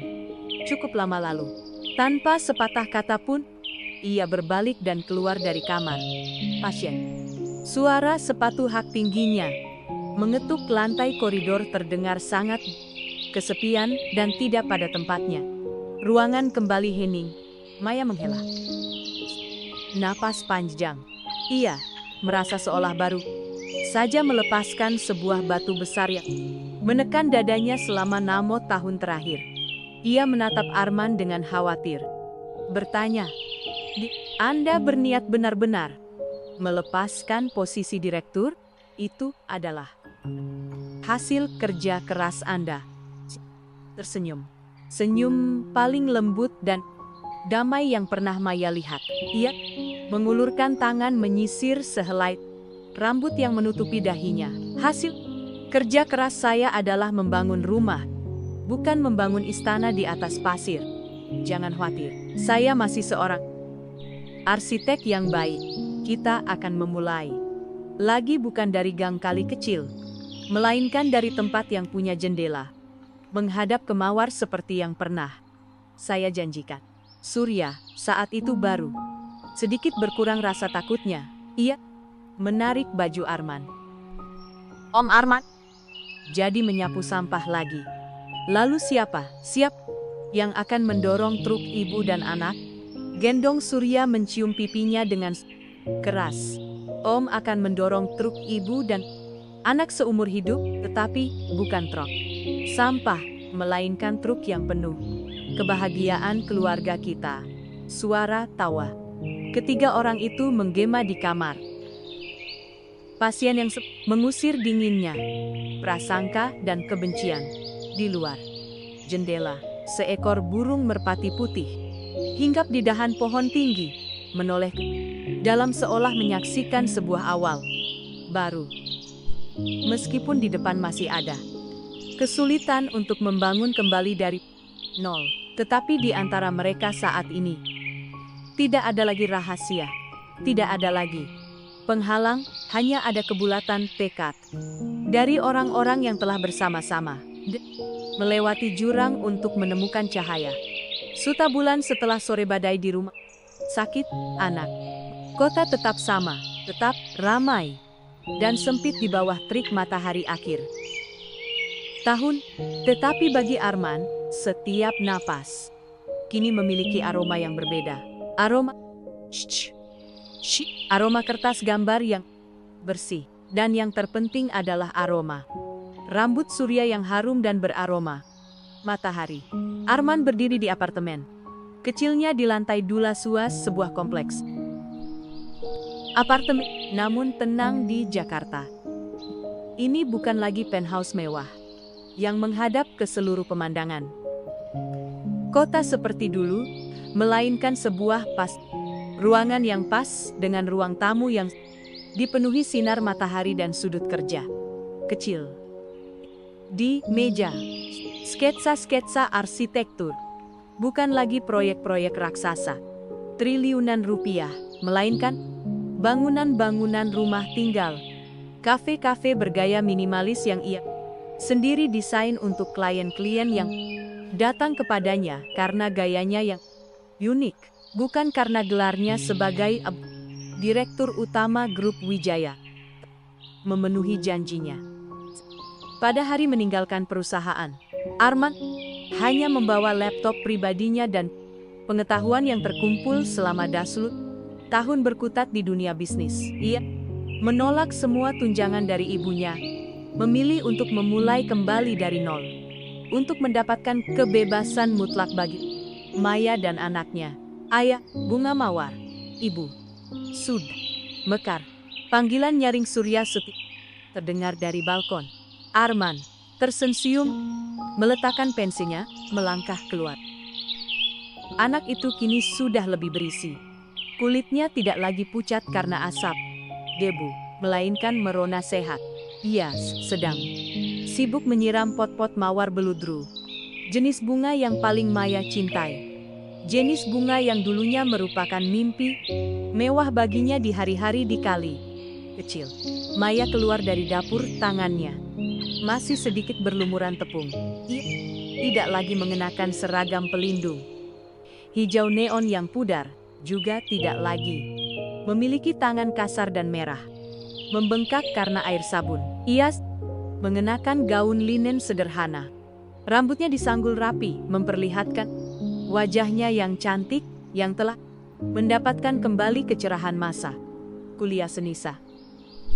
Saat ini, Maya menjadi guru di pusat seni rupa untuk anak-anak berkebutuhan khusus dan mengelola toko kecil yang menjual produk-produk kerajinan daur ulang. Anda lagi-lagi meninggalkan sketsa untuk melihat bunga bersama anak. Maya menegur pelan, tetapi matanya penuh senyum. Arman melingkarkan tangannya di pinggangnya dari belakang. Dagunya bersandar pelan di bahu Maya. Sketsa bisa menunggu, tapi saat Mawar Mekar tidak bisa. Saya tidak ingin melewatkan apapun lagi dari kamu dan... Keduanya berdiri di sana, menatap arus kendaraan di bawah. Dari ketinggian ini, kota tampak begitu kecil, dan kekhawatiran tentang uang seolah menjauh. Peristiwa terbesar datang dari Ibu Devi. Setelah Tritebulan memutuskan semua kontak, suatu minggu sore ia muncul di depan pintu apartemen ini. Tanpa pemberitahuan, tanpa pengawal, Sabim, tanpa keangkuhan yang biasa. Ia hanya membawa sekeranjang buah dan satu set mainan bongkar pasang model arsitektur untuk Surya. Ia berdiri terpaku ketika melihat Maya sedang mengajari anaknya menggambar. Melihat Arman sibuk memperbaiki keran air yang rusak di kesederhanaan yang membahagiakan mereka telah meruntuhkan tembok kesombongan terakhirnya. Ia tidak meminta maaf dengan kata-kata, tetapi cara ia duduk di lantai dengan sabar bersama Surya merangkai setiap kepingan plastik, dan cara ia sedikit mengangguk ketika Maya menuangkan segelas air daun sirih untuknya adalah awal dari perjalanan penyembuhan yang panjang. Ibu bilang akhir pekan ini ingin menjemput Surya bermain. Maya berkata, suaranya ringan. Saya sudah setuju. Bagaimanapun juga ibu sudah terlalu tua. Mengencangkan pelukan di pinggangnya. Terima kasih atas toleransimu, Maya. Berbalik menatapnya. Matanya seperti permukaan danau yang tenang. Bukan toleransi Arman. Hanya saja ketika saya sudah menemukan cahaya saya sendiri, saya tidak lagi ingin menyimpan kegelapan kebencian. Saya yang sekarang hanya ingin setiap pagi bangun dan melihat Anda dan anak baik-baik saja. Malam itu mereka mengadakan pesta kecil, merayakan ulang tahun kelima Surya. Tidak ada restoran mewah. Tidak ada tamu-tamu berjas mewah. Hanya ada Ibu Nur dari warung makan, kakek Budi sopir, dan beberapa teman arsitek Arman yang... Ibu Nur melihat rumah yang nyaman itu. Melihat Maya yang berseri-seri, ia terus menyeka air matanya. Memang, Tuhan Maha Adil. Anak itu Maya sudah cukup menderita. Sekarang saatnya ia memetik buah manis. Ketika lilin di kue ulang tahun berbentuk pohon cemara dinyalakan, Arman menggendong Surya dan memintanya membuat satu permintaan. Anak itu memejamkan mata erat-erat, kedua tangan kecilnya bersatu di dada. Aku ingin ibu tidak lagi menyapu sampah di malam hari. Ayah Arman tidak lagi bekerja terlalu malam dan seluruh keluarga kita selalu bersama seperti ini. Arman saling memandang melalui cahaya lilin yang berkelip. Mereka tahu permintaan anak itu sudah lama menjadi kenyataan. Kebahagiaan bukanlah tidak ada luka, melainkan setelah hancur, Berkeping-keping. hati tetap cukup kuat untuk menyembuhkan diri sendiri dan terus mencintai. Pesta berakhir ketika Surya sudah tertidur pulas dengan boneka beruang lamanya di pelukan. Arman dan Maya duduk di teras jendela kota yang berkilauan lampu di malam hari. Arman, Maya memanggil pelan, kepalanya bersandar di dada Arman yang kokoh. Apakah Anda menyesal telah meninggalkan segalanya untuk kembali ke sini bersama saya dan anak kita? Arman menatap. Tangannya, lepuhan-lepuhan dulu kini telah berubah menjadi kapalan samar. Seorang pria yang tahu memegang sapu dan juga tahu memegang pena untuk menggambar mimpi. Ia mengangkat tangan Maya, menempelkan ciuman yang dalam ke telapak tangannya. Di tempat yang dulu dipenuhi bekas luka penderitaan. Saya belum pernah merasa sekaya ini, Maya. Uang bisa hilang, status bisa berubah, tetapi rumah ini, cinta ini adalah sesuatu yang tidak ada prasangka atau kekuasaan yang bisa merebutnya lagi. Ia menunjuk ke arah Cakrawala. Tempat gedung-gedung tinggi masih tumbuh, tetapi di antara mereka ada celah untuk sinar matahari menembus. Saya berjanji membangunkan sebuah kerajaan. Salah. Kerajaan bukanlah istana yang kerajaan, tempat di mana siapapun kita, apapun pekerjaan kita, ketika pulang kita selalu menemukan cahaya hangat yang menunggu. Maya tersium bersandar lebih dalam di dadanya. Angin malam bertiup melalui kelopak mawar, membawa aroma lembut yang menyebar di seluruh ruangan. Hidup memang seperti jalan panjang penuh debu. Ada saat-saat kita harus memegang sapu untuk menyapu sampah masa lalu, pecahan-pecahan rasa sakit untuk menemukan benih-benih kebahagiaan yang... Dan ketika sinar matahari, pengampunan dan ketulusan muncul, ia tidak akan tertutup oleh gedung-gedung tinggi manapun. Karena ia bersinar dari dalam jiwa orang-orang yang berani mencintai, berani melepaskan, dan berani memulai kembali dari lumpur hitam. Kisah mereka tidak memiliki akhir dongeng yang indah. Mereka tetap harus bekerja, tetap harus mengurus hidup setiap hari. Tetapi di tengah kekhawatiran itu, mereka memiliki satu sama lain. Dan itulah akhir paling sempurna untuk perjalanan kembali menuju kebaikan dan cinta sejati. Terima kasih telah mendengarkan sampai akhir cerita. Jika Anda merasa cerita ini bagus, silakan tinggalkan komentar, bagikan perasaan Anda, dan subscribe ke saluran ini untuk menemani. Sampai jumpa di video selanjutnya.